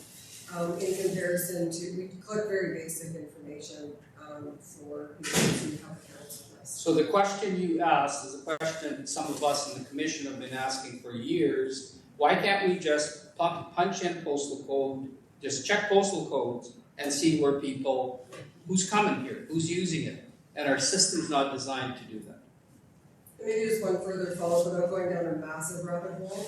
There's only certain pieces of information we collect from people that are paying to use a facility. So when you're not paying to use recreation services, so that people can come to all kinds of things where we're not collecting your personal information, that we don't have any usership information over a very large percentage of the type of services we offer.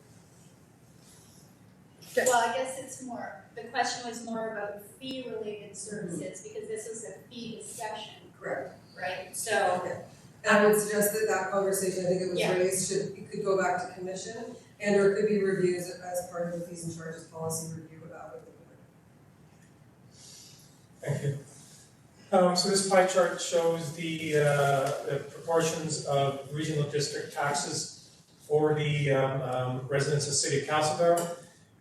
So basically 3/4 of the regional district taxes are for this complex. So half the arena and about 1/4 for the aquatic center. And then transit and refuse and general admin making up the rest of it. And the numbers on the left-hand side, that's per $250,000 of home value. So if your home's worth 500, you double it, 750, triple it, so on. So that's what those numbers mean there. All right, next we have somebody living in Area I, Thrums or Pass Creek, who gets fire service. So fire now becomes about 40%. And then when you add on the aquatic center and the arena, as well as the library, you're about 75% of your tax bill, and then a whole bunch of smaller services. So that graphically shows you where most of your tax bill is going. And then the increase in taxation shown there per $250 of home value. All right, next we have, in this case, it says Glade, but I'm not sure if that's correct. But this is somebody who's living in Area I, rural, who does not get fire service. So roughly half their bill is the, and they don't pay into the aquatic center. So half their bill is the arena, and then about 15 other services. Yeah, but there's nobody in Glade that doesn't get fire service. Everybody does? Everybody does. Does everybody in Area I get fire service? Yeah. Everybody in Area I. And we actually look after Area J, a whole bunch of areas, in Pass Creek, up, Mountain. I'll look into this. Yeah, that chart. We'll remove this next year. Please, yeah, that's not accurate. Okay, so Shore Acres, so fire protection, so residents of Shore Acres don't pay into the arena, the aquatic center. So fire protection, arena making up the bulk, and then roughly 8% each for a bunch of other services, and then the taxation change there. Yeah, so you can see the difference between someone who doesn't pay into the aquatic center in the first pie chart. Go back to, so basically here's Shore Acres. Your taxes are going up by, here's people in Area I who are part of the aquatic center. And taxes are going up from $582 to $623 per $250. And if you go to Shore Acres, they don't pay into the aquatic center, taxes are going from $519 to $542. And that's strictly a rec service, aquatic center function. Excuse me, what does GIS service stand for? Graphical Information Systems. What does that do? So that provides the mapping for the regional district. So there's one of the services is an online map. You can go look at all the properties in the regional district. So that's used by the public, by realtors. It's also used by fire departments, our fire services, and our planning department. Fair enough. Okay. So this is Area I, Brilliant, so paying into fire protection, the arena aquatic center, but also a few other smaller services. including street lighting. Yeah, Brendan has street lighting and they have, dog control that they pay for by parcel tax. So parcel taxes aren't shown in these, Aren't in there. they aren't in here, these are just assessment-based, buys. Here's a question online. Sure. Why does Schrager's not pay into the aquatic center? I don't know if you want to answer that. I'll answer it, because the rec commission of the day knew that they wouldn't have the vote of area of Shore-Acres, because Glade had its own recreation commission, and Shore-Acres Beach was their aquatic facility. And Glade also has to this day its own recreation commission society. Shore-Acres disbanded and basically rolled their money into the Shore-Acres Neighborhood Community Association. And the rec commission of the day knew that they wouldn't get the vote of Glade and Shore-Acres, and they removed them with a line. They weren't included in the referendum. Question, is that the right numbers? Is actually getting a decrease in the tax bill this year? That's per 250, good question. That's per 250 of home value. Or down $42? Could it be an assessment shift? It could potentially be flipped. Thanks for picking that That up. doesn't look right. No, it doesn't, given that the arena and aquatic center are going up that much. That's what I said. They're probably flipped, it looks like they're flipped, thank you. Question in the back? How about the rest of the area I go about doing what Shore-Acres did? What they did? Service review, Yeah, it's on the way. only way. Sorry, what was the question? It was hard to hear. How about the rest of the area I doing what Shore-Acres did? Is getting on the aquatic center, so again, the answer is service review. That's in the next couple of months, correct? No, that's reimagining. We're coming out to ask questions Yes. about the current structure. The next step, if Area I proposed that they didn't want to be a part of any of this service, would be going to provincial government to do a service review. They do that, we don't do that.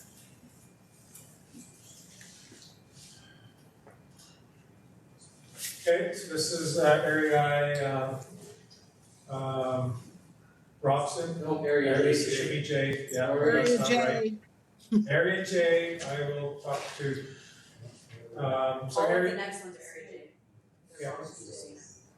Oh, are they all, okay. So Area J, Robson, so again, fire, arena, aquatic, coming close to 75% of your tax bill, and then a whole bunch of smaller services making up the rest. Area J, Uishenya, similar, fire, aquatic, arena. Yeah. Henny, are you guys joining Area I, something I didn't know? You know, somebody slipped the. Oh, I don't think so, Andy. So similar story as many of the others, fire, aquatic, and arena making up the bulk of the taxation. Why is that so much lower than Robson? It's because we get, Udashenya gets money for the dams. Oh. Back to area. Downs, for the downs. The dams. It's old defined area, that's why. So Fairview, which gets its fire service contract to the city. So again, 70% of the tax bill, those three items, and then a bunch of smaller items making up the rest. I think I got one more. So Deer Park, Arena and Aquatic Center, about 60% of your tax bill. You can see overall the tax bill is smaller in the other areas that have fire protection, but again, about 70% being this rec complex, and then some other smaller services and admin making up the rest of it. Excuse me? Yes. Do you have a separate one for Area J Granada? I don't, I think it would be close to Deer Park. You could email, yeah, but you could probably generate something for you. I could ask somebody, but I would think it's close to Deer Park. But there is one available. I'll check and see and I'll confirm, you can reach out to us and we can, my guess it's gonna be the same as Deer Park, but I'll see if there's a difference. Does Henny know if it's the same as Deer Park? Henny, do you know if I don't know off the top of my head either. I suspect that it's about the same because the services are about the same. Right? Right, I think they are. Yeah. We don't own access to it now. Well, that's true. We can, we can look into that. I'll make a can note get of you it. the answer. It's really hard to have, Yeah. the specific information for each of the smaller areas. I'm glad you're there, but, and while we're looking at it, we'll change everything to Area J. We will, yes. Thank you. So I just had a quick Sure, question. yes, please. So it's several slides back for Area I, Cash Street. I know it's a small amount, but we don't have a bus stop from anywhere along Cash Creek Road. I know in Area I, obviously along the highway there are. So why can't we be exempt from transit? The bus goes up, but doesn't stop until Cristobal, which is in Area B. I checked into that and Tom Duell confirmed that there was a hailing service in place where you could arrange for, you could call and arrange for a stop. So we confirmed that after our last meeting. There's a hailing service. So we call ahead on Yeah. Tuesdays and Fridays or whenever it runs twice a week. Yeah, you could actually hail and then arrange for a stop. We didn't know that before, so that's confirmed. Okay.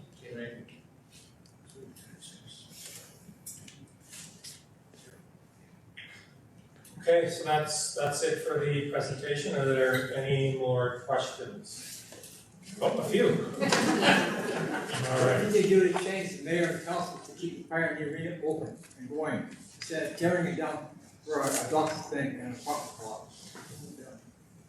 We have almost 4,000 signatures in Castlegar to keep it going, and they will not listen to us. Their mind's made up. Last year, their mind made up. All the other council reports, sure enough, the zoning and Duff have been deliberately withholding money to keep the fire arena open and keeping it maintained, hoping that it deteriorate to the point where they think they've got it down to this on its deathbed. It's not. That fire arena was built by volunteer laborers way back in the 60s. We should keep it going. I have volunteered to the mayor and the council. Previous meetings, I will donate my welding skills to keep that building alive. And we can find other people in this town, carpenters, electricians, plumbers. Anyway, if we delay their time to keep that mill or that complex going, I will do it.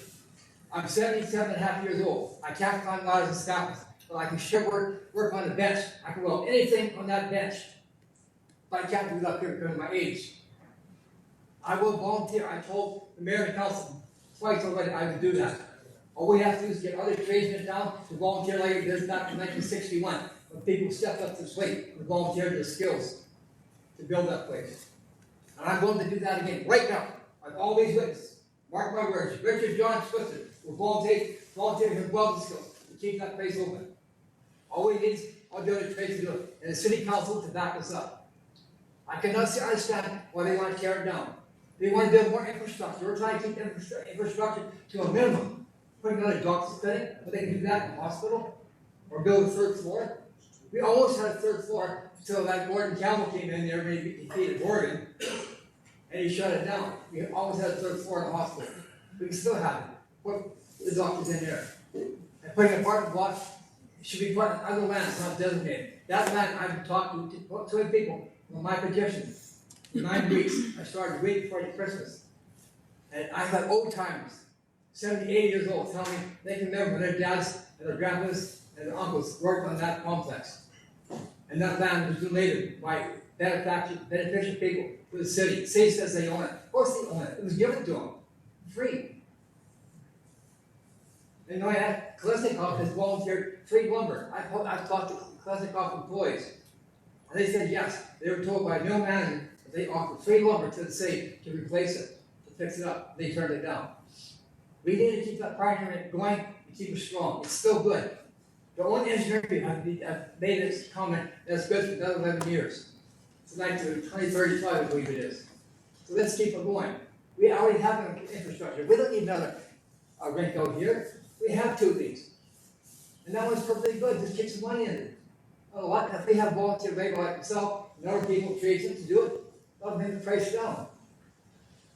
If we get free lumber, if we get other contractors or companies to donate free building materials, and low cost of Trollex and United Rentals to donate tools at a cut-rate price to do it, let's do it. Let's take advantage of the skills in this town. With every tradesman and admin in this town. 4 years ago, the school board put in 2 portables down here and one up here somewhere. I said, why do we have to contact a portable? We can build it here cheaper. We have the carpenters, plumbers, electricians. We can build a portable here cheaper than we pay for. So open it and cool it to go, of course. Ship it here. Richard, other people have some questions. Well, I'm not finished here. I know, but this is the same thing you said that, so maybe we'll just carry on and have a conversation after. Well, the key thing is that this is the biggest crowd that we have ever had for a Area I JC Castlegar meeting. And it's awesome that you're here. Thank you for coming. You're welcome. And the key thing is that we're not gonna use your voice.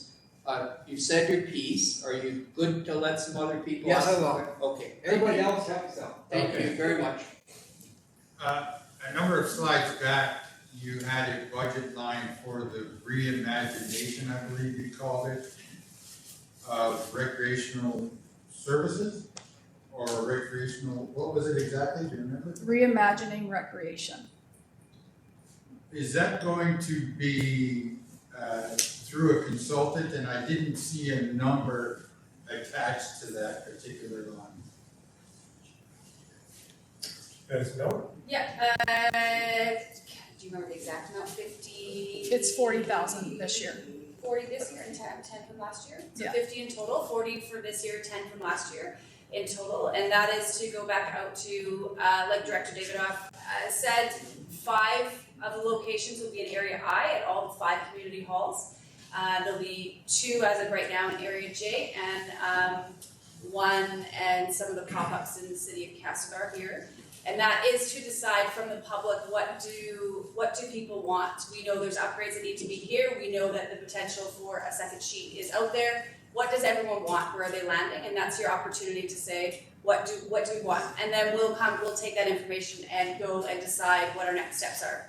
That can be done in-house? If we do it in-house, you end up running the risk of bias, really, when you come up to it. And so getting a third party is actually the best way to make sure you're getting accurate information. Did I hear correctly that when the second sheet referendum went through a few years ago, it was shot down by like 95%? No, actually, the numbers were 56%, I believe, for the city of Castlegar, 60-something, Henny McGill for the city, or for the Area J, and 46 was yes for Area I believe. Am I right? That was 40, 30? 36, sorry, 36 Area I. I'm not sure about the percentage, but to clarify, that referendum was about a lot more than just a second sheet of ice. Yeah, it was. Yeah, it included upgrades to the pool, upgrades to a walking track, and was done with public consultation through what the community had said that they wanted at that point. And I think, if I'm not mistaken, a new sheet of ice at the complex came in around 5th on that referendum as far as priorities go. Of course, the Pioneer was open then, and so you have to, people look through the lens they've got at the time, right? Yeah, the number one priority for everybody in the study that was done by the outside consultants was upgrades to the fitness center. That was number one. And actually for recreation overall, the number one priority was our trail networks for outdoor rec. For inside here in the complex, there was fitness center number one, the walking track came in second, and Pool, I think was number 3, yeah, upgrades to the pool. upgrades to the pool, and then the new arena, I think, was either fourth or fifth, I don't have it. Perhaps it's just me, but it just seems like this year specifically, particularly, $50,000 could be used much more effectively than reimagining. Well, the key thing is that bringing in an outside third party to take a look at what everybody wants, and in particular what Area I wants, is where a lot of that cost is going. And it's going to be really important for Area I residents to come to their community halls and speak as to what it is that you want and what are you going to support, or we are going to support. And I'm going to be there, quiet, because it's going to be your voices in those community halls that we need to hear. And all the commissioners are coming, so they're going to hear you the same time that the facilitator. So those processes aren't cheap.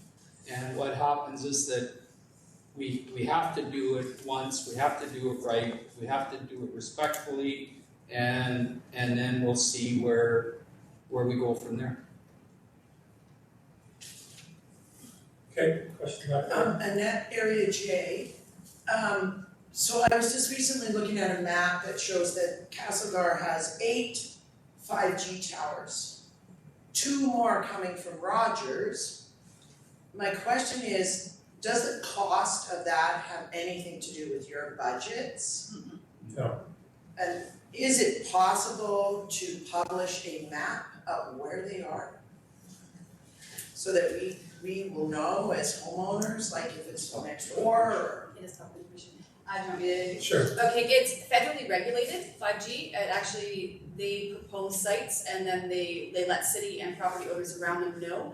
We can have opposition and speak our opposition to that, but it's actually federally decided where they go. And I believe on the federal maps, you'd have to check with your MP exactly, but there's federal maps that show where they are. It's not actually a municipality or a this level of government. We don't actually have control over that. Because it's showing there's one on Charleston Street in Robson. There's a school on Charleston Street, I live on Charleston Street, so I'd just like to know where it is so I can make my own personal decisions. So, thank you. Yeah. Go to my MLA. No, MP. Henny might be able to be that. I asked her already, she said Yeah, she doesn't know. No, I asked you to email me so that I could get the information and reply to you. I didn't get an email from you, Annette. I was waiting for it.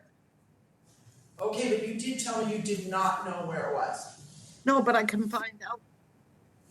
But I Okay, need thank you, I need your contact to reply to you. thank you. Okay. Question Right back here. there. Hey, good evening. Question for Mr. David off there. So had you retained the previous year's surplus and kept them in the budget, what percentage of the increase could have been offset?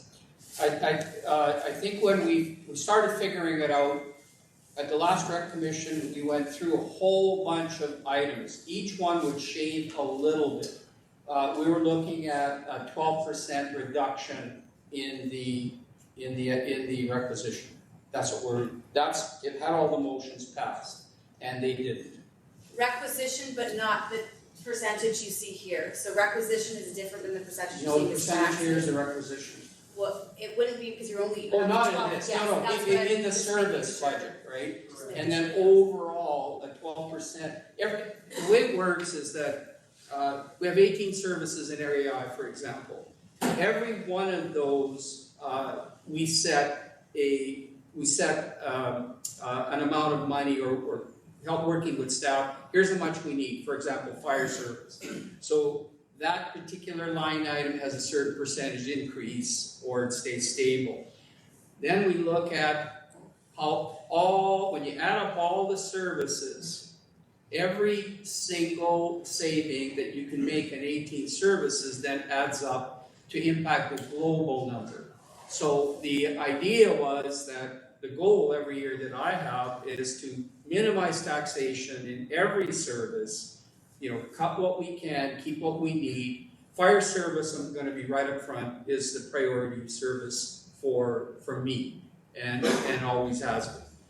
I'm not gonna skimp on fire service and fire protection. And the key thing is that by my calculations, we're looking at a 12% reduction in the combined recreation services, S222 and S227. That could impact overall taxation by approximately 1.5%, 2% maybe. But the big one is that a motion that I made was to contribute 350,000, I think it was 350 or 375. 375 between the city, I&J of community works funds. Which the city does not have. Well, the city has grant funds, they have reserves they could utilize. You keep talking about you don't have money. Yes, you do. And the key thing is that if you wanted to do this, you could do that. But what would happen there is that we could take that 47%, 41%, whatever it is, and move it to zero. That would have a real big impact. And a little place like Deer Park there that was shown, like 70% of their whole tax base is the rec complex. So that would really help out all of us. The commission defeated that. And then I made motions to say, okay, you don't want to do that. How about we take what staff recommended, $55,000 worth of stuff, or was it 125, 55 on that one? Why don't we just do that and use a portion of the surplus, doesn't impact operations, doesn't impact our asset management plan, and that 55 would make a big difference. So it's the way you work in the electoral areas, and I'm not a municipal elected official, but in the electoral areas, the director is the one that sits down and works with staff on every single little service. And some things the whole board votes on, so we don't have much control over it. But we try and shape, little increments here and there, and then overall it makes a difference. So that's kind of, I don't know if that helps answer your question. Yeah, so sorry, just to close there, so you said that you gave back to the taxpayers $250,000 in surpluses. So that was taxes that were basically reduced by that amount. And then the statement came in, we don't have money for a fire truck at $100,000, right? So the question I have is, by consistently cutting down the surpluses, my expectation is that you would be increasing the relative amount, which is great, right? People should always argue taxes, that's a great way to do it. But this is kind of like a counter to your point, right? By redistributing the surplus, you're incurring that cost later on as a jump. You can, but what we did in the building inspection department, we had $400,000 sitting in a surplus. In a reserve. So what we did is that we have a stabilization reserve. So what I made the motion saying, can we utilize $200,000 of that staff? Can we utilize $200,000 of that to offset taxation this year? Staff looked at it and said, yeah, we'll have $200,000 left. So you got to look at every reserve, every surplus to say, what do we need to keep? What can we use? And we do this all the time at the regional district board table with staff's approval and recommendations. And then how much, or do we need to leave this alone? So it's a little different from municipal tax planning. So does that help? A little bit. Okay, yeah, you can talk to me later. Just to close, but you're reiterating the same point. So you have $170,000 for the roof that you have to replace, and you handed back $250,000. Had you kept the money, would that not have paid for the repair? Yeah, here you have to look at combination. Can we provide grant funding instead of, you understand what I'm saying? I get it. Yeah, you got it. Was there a question up front? Yeah, right here. Yeah. You mentioned several times about, it's Al Geiser from Louisiana. You mentioned several times how much you appreciate people being here. Yeah. But I only know why I came, and that's because I didn't like 12% increase in taxes. And I'm sure a lot of people here felt the same way. When I compared that to our old age security, our Canada pension, and other pensions, that probably averaged maybe 3%. So I really appreciate the fact that you put yourselves forward to volunteer to be our leaders. I do appreciate that. So, but I would ask if you really could work hard to reduce that 12% as much as you can. I'll answer really generically. I don't want to get into a political battle and about why we do things and why we don't. You can come to our meetings where we discuss those. Pioneer, we had a 4-hour meeting, and you can go on, it's online about why we made that decision. It's not as black and white as it's appearing. Unfortunately, and I wasn't sitting around the table, so this isn't me putting blame on anyone. I just got handed something when we got to the rec commission and looking at those numbers. Unfortunately, when you're projecting out what you're gonna need for assets that you have, you have to think 30 and 40 and 50 years out. And that wasn't necessarily always the thinking. I'm not sure why. I don't know if it was the chasing grants. I don't know who said what or who did what. But we got handed, this is the amount that you need for your asset. We're trying to, as quickly, catch up to that. And I understand the weight of that. I pay taxes too, so does my grandma, so does I get all those pieces. And unfortunately, when you get handed something and you're looking at, okay, it's now come time where all of this needs to be paid for, you have to make a decision of how. The one piece about offsetting with with surpluses is that adds up. So you're not gonna have, they had $250,000, $300,000 surpluses from COVID years. Great, you offset that to use taxations, but now all of a sudden you have to tax all that the next year immediately. So that increases. Now, if you're not doing that and you're using your surpluses for one-off costs, that's completely different. So it's not necessarily you're not using your surpluses, but when you use your surpluses to offset operational costs, that will hit you as a taxpayer next year as a massive increase. And that was the decision that was made. As far as community works funds, the city of Castlegar does their budgeting much earlier than the RDCK, which means we don't have money that we can play with after we've done our budget. Our budget is done. I've said this the last few years. If there's something that you want from the city, it needs to start in June and July, and let's start having those conversations so we can figure that out. The other piece of why, personally, I wouldn't want to just take Area I and Area J's money and not the city being able to contribute anything, because that also opens it up for people to feel like it's unfair. Area I and Area J are paying more for a certain thing than the city is. And we don't have the same mechanisms because we're not individual directors. We're a municipality that has to make decisions, and we do our budgeting process early. So I just say all that to say, to give some context to why those conversations and why some of the motions were voted down, and how that conversation, not to rehash it all, but how that conversation went, that there was reasons for that. And I hear you.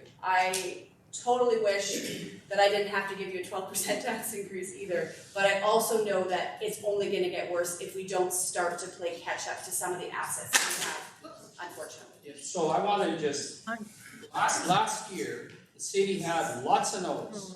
Okay. Last year, the year before, this is 3 years now, year before, Area I and J offered $500,000 to pay for grants, to pay for the arena roof repair if the city matched. That was voted down. Last year, I offered $250,000 of community works funds to offset taxation, not asking for a penny from the city or Area J. That was voted down. This year, I said, let's look at different options. I made a motion for $375,000 of community works funds to be split 3 ways. The cities have noticed now for 2 years about use of this. It's not a surprise. They do their budgeting early, and then they got an excuse, we don't have any money, because we've allocated in our budget process. Well, why don't you think ahead and maybe allocate for this complex as well when you're planning your budget?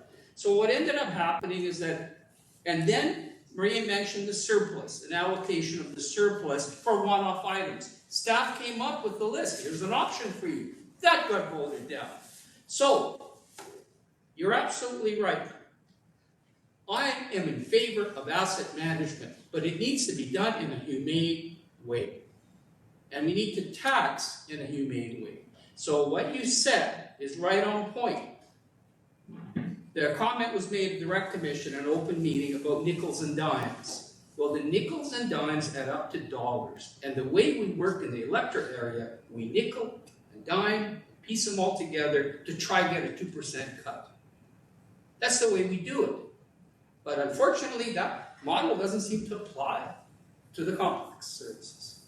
So we hear you, gonna keep working at it, and I promise you that at the meeting next Thursday, I'm gonna be making motions. Henny wants to say something, and then Florio has his hand up.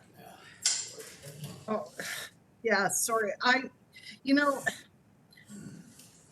Raising taxes is the hardest thing to do in this job, and none of us does that lightly.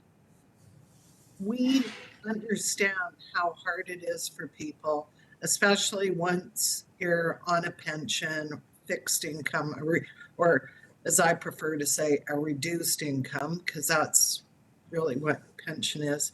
So please don't think that these decisions are made lightly or without a lot of agonizing about what to do and how best to do it.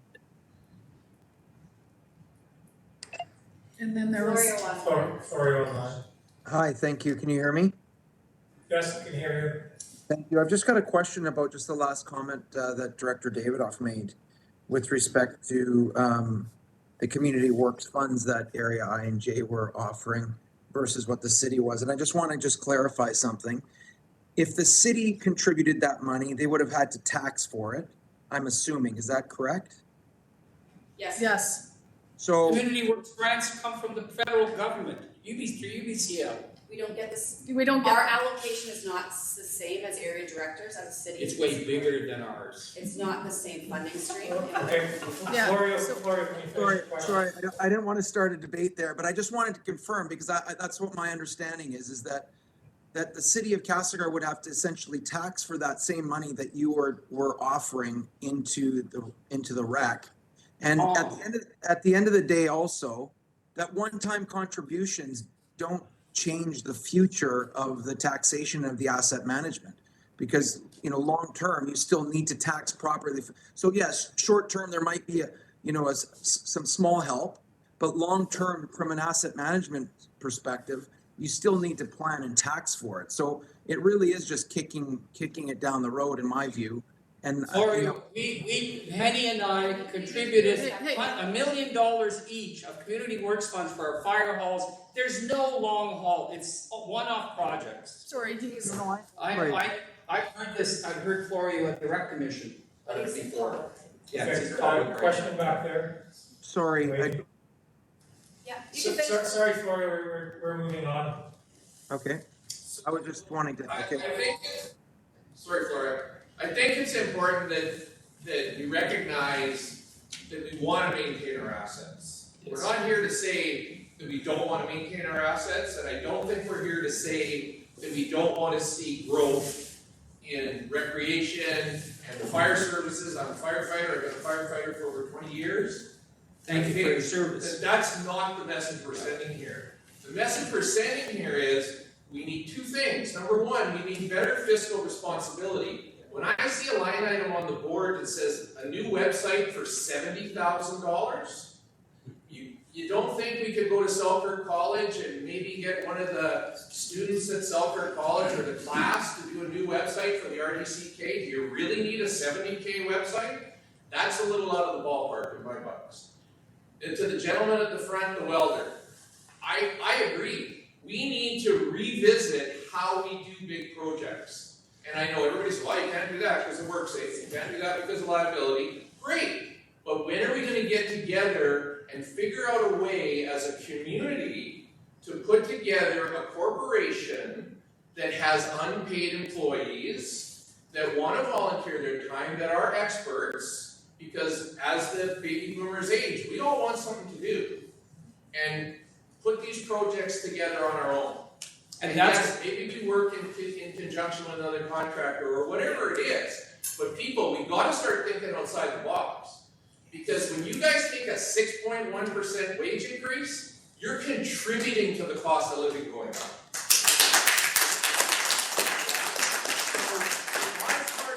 Yeah, to answer your question, there was a Castlegar Project Society. You remember Locke Farrell, who else was, there was Locke, there's a whole bunch of folks that used to do that. They would raise money for projects in the Aquatic Center. The Project Society was intimately involved in fundraising. I think they did the bricks, the brick wall with the names and stuff. That was done through the Castlegar Project Society. Yeah, the Rotary Club. The Rotary Club, So one more question. Yep. So we have area directors, right? Yep. And you guys have your little fiefdoms and you're all trying to gather stuff in, and I get it. Who's the area director that's responsible for the administration account? Because that seems to be where all the money's bleeding out of the RDCK. Right here. There's a few of us that question every penny spent on everything. Why did we hire 10 people and one of them needed to be another payroll person? Maybe some of us voted against that.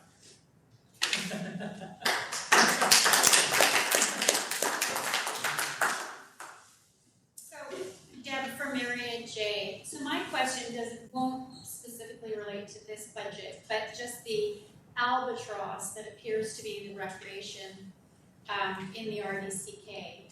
And how it is, like, is it a $10 million salary budget, roughly, for all recs and parks? That's sort of what I added up. That's just salaries. So I guess the structure of it is, I mean, it's massive, and it's under one umbrella, and it just doesn't seem to work very well.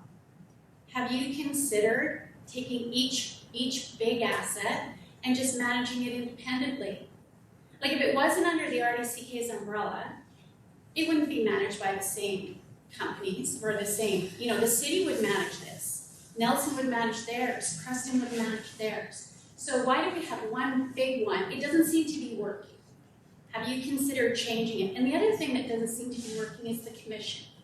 There's only 5 commissioners, 3 of them are from the city.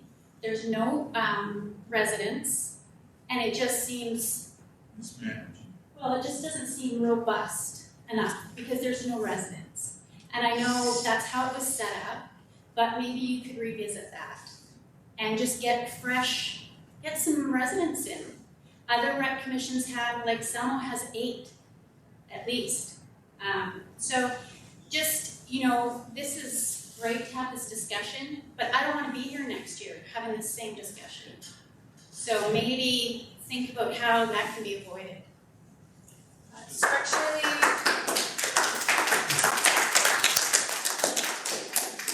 Structurally, area directors in the province of BC have no way to get requisition except through a regional district. That is our model. So municipalities do, for sure. Like, that's why we have our own servicing and our own things with in-house. But as for Area I and Area J, their model in the whole province is to go through a rec commission, like a regional district. That's how they collect taxes.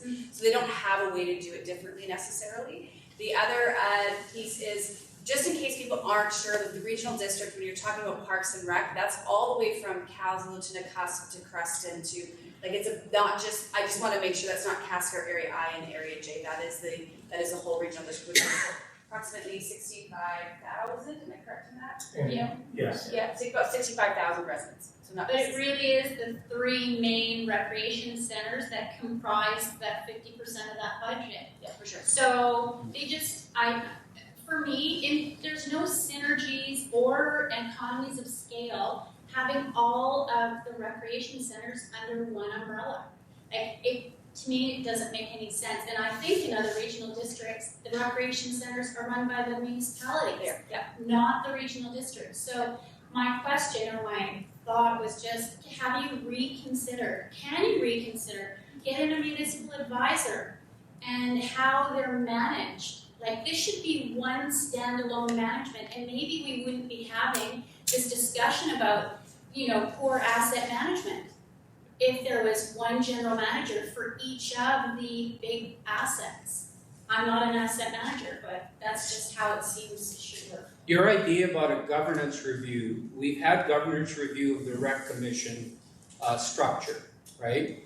I think the last one was in 1997, something like that, if I think that's the date. So that was the last time the commission was, a governance model and voting model was restructured. When we do this work, this reimagining, and it may point us in the direction of restructuring the way the commission operates, the governance model. Like, I'm one vote on the commission, and no matter what I propose, if the city doesn't go along, it's dead. And Area I and J used to work together a lot, and I'm kind of lonely right now on the rec commission. But the key thing is having an expanded rec commission where our ratepayers have a voice would help a lot, because then the ratepayers on the commission, so if we have a commission of 8, for example, then you got 8 votes. And what happens is that no one group is going to overpower everyone else. And so it's a really good idea. I like it. And it's up here, locked in. Thank you. Penny has a question. Yeah, I'm just wanting to make sure I understood what was being suggested there. What was the suggestion that in the case of this complex, the city of Castlegar take it over exclusively? And what would happen to the people from Area J then? Penny, that's not what I was suggesting actually, because that's not even practical. That would be a service review. So no, it was more like each of the big assets, you know, the rec center here and Nelson and Creston being managed independently. Like there's a general manager here in this complex who's responsible for the asset management, the staff, whatever. You know, that's sort of, it was just a suggestion, you know, like, it doesn't seem to be working the way it is now. There is a facility manager. Asset management wise, budgeting wise. Well, sorry, I think we're on track with the asset management moving forward now. You know, it's been a challenge. I'm going to say that. I thought you were saying something else entirely. And I really do encourage public to come to the rec commission meetings too. I don't disagree with, that some expansion on the commission might not be a bad idea, but I don't know how that would happen. Governance review. Sorry to interrupt, just quickly, because it seems like it summarizes everybody's points. What would happen if you were to privatize and divest? What was it? Privatize and divest. I think our rates would go through. Yeah, well, that's well. Just a small question for you at the end of the evening. Yeah, well beyond. I don't know, you look at history when what happens in, privatize and divest. Sometimes it works and sometimes it doesn't, and you end up paying way more. So that's I think would require a lot of work to figure out. This is not a profit center. The regional district municipalities are not making a profit. Somebody running this is going to expect some kind of profit. What are they going to do is, I don't know, anybody's guess.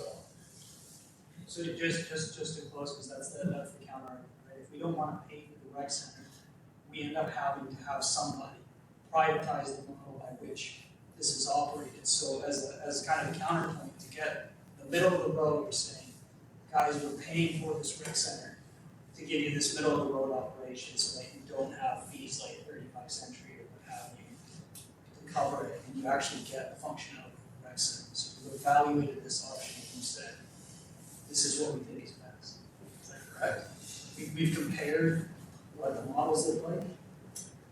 I don't think we've looked into privatizing the operation. There's so much involved. This is a community-owned asset. So no, I wouldn't. The one thing we did do is that we have spent a lot of time looking at centralization, combining all the facilities instead of standalones.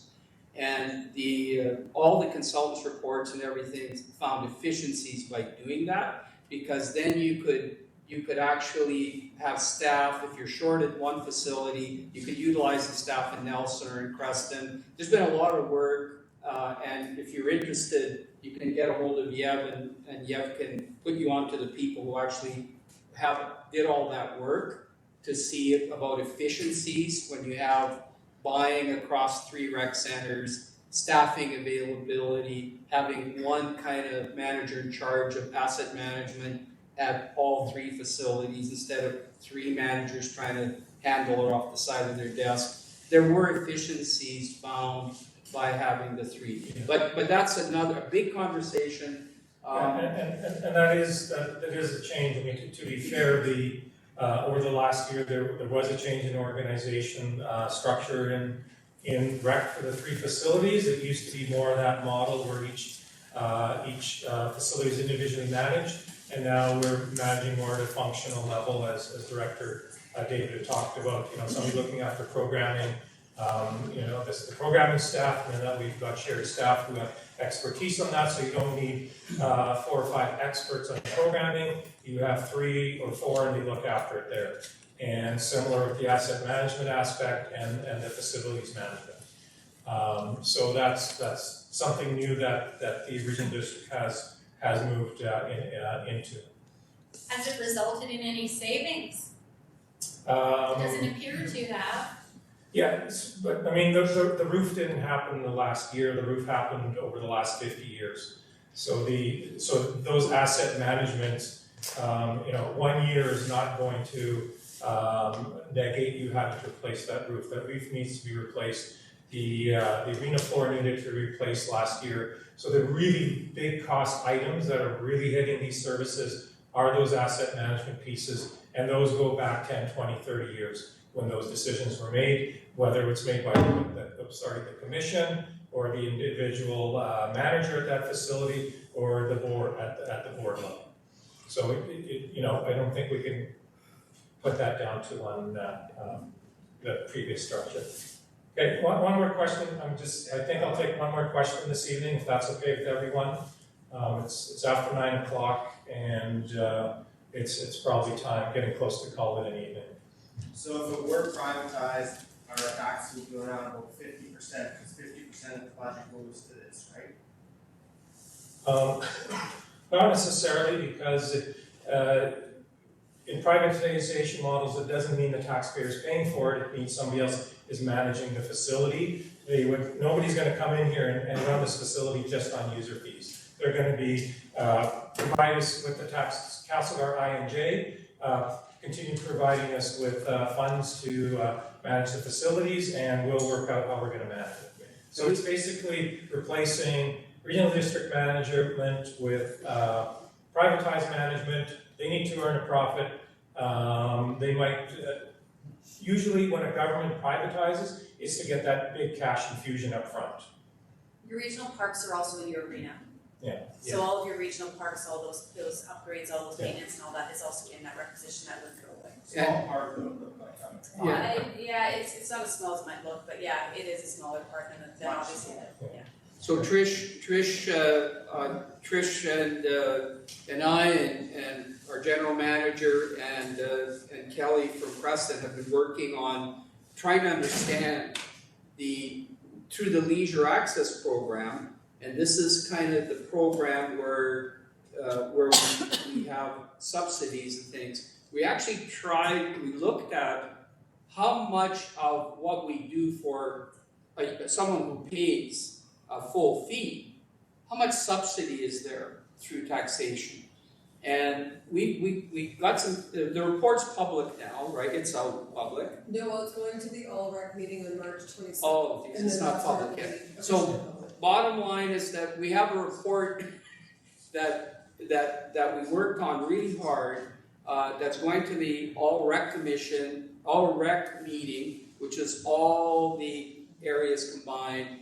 And that meeting is March 27th. So on March 27th, there's gonna be a public document to help people understand a lot more about subsidy. So when you talk about divestment and private investment, that document actually would be very helpful to understand how much of a full pay use of this complex is subsidized by taxation. And then for some people, of course, it's 100% subsidized. So that's a very interesting for technical analyticals who are interested in these types of things. That would be a really good document to track. Okay, one comment. So just Privatization, look at our highways, that was privatized, it was a nest rent, MCON, YRB. Privatization for highways, total mess across the whole province. That tells you right there, privatization does not work. We all use highways, we don't use this facility. Yeah. Yeah. I think Gary was gonna, Penny wants the word. Okay, one last word. Sorry, I just wanted to say that there's a difference between taxation and requisition. The requisition is only part of your tax bill, and I think we need to remember that. I don't want anyone thinking that their total tax bill is going to be reduced by 50% if you dump the complex. Okay, thank you. Okay, well, thank you very much, Director Hennegraff, Director Davidoff, and Mayor McFadden for coming out this evening, and thank you as well, everyone, coming out this evening and sharing your thoughts. Sue's the chair of the rec commission. Oh, yes, sorry, and thank you. It's okay. I'm here just as a viewer. So maybe just want the staff going back to look at budgets and afterwards to see if there's anything in there that they can take off the wish list, or is there anything that can be let's close the public meeting and then I'll chat with you. Okay. Yeah, it's going to be driven by the board members. Thank you all for coming. All right, thank you very much. Thank you. Well, that was a Oh, requisition, like the requisition from the regional district or the rec? It's like how much money they need to use to fund services, even if you take off the basic exit, like taxes and there's more than just. Always tax. Exactly. People pay school taxes, they pay hospital taxes, there's all those things that we don't get to say. So that's what she said. But I just, Maria? I wanted to shut this. Okay, that's, I just want this to shut off.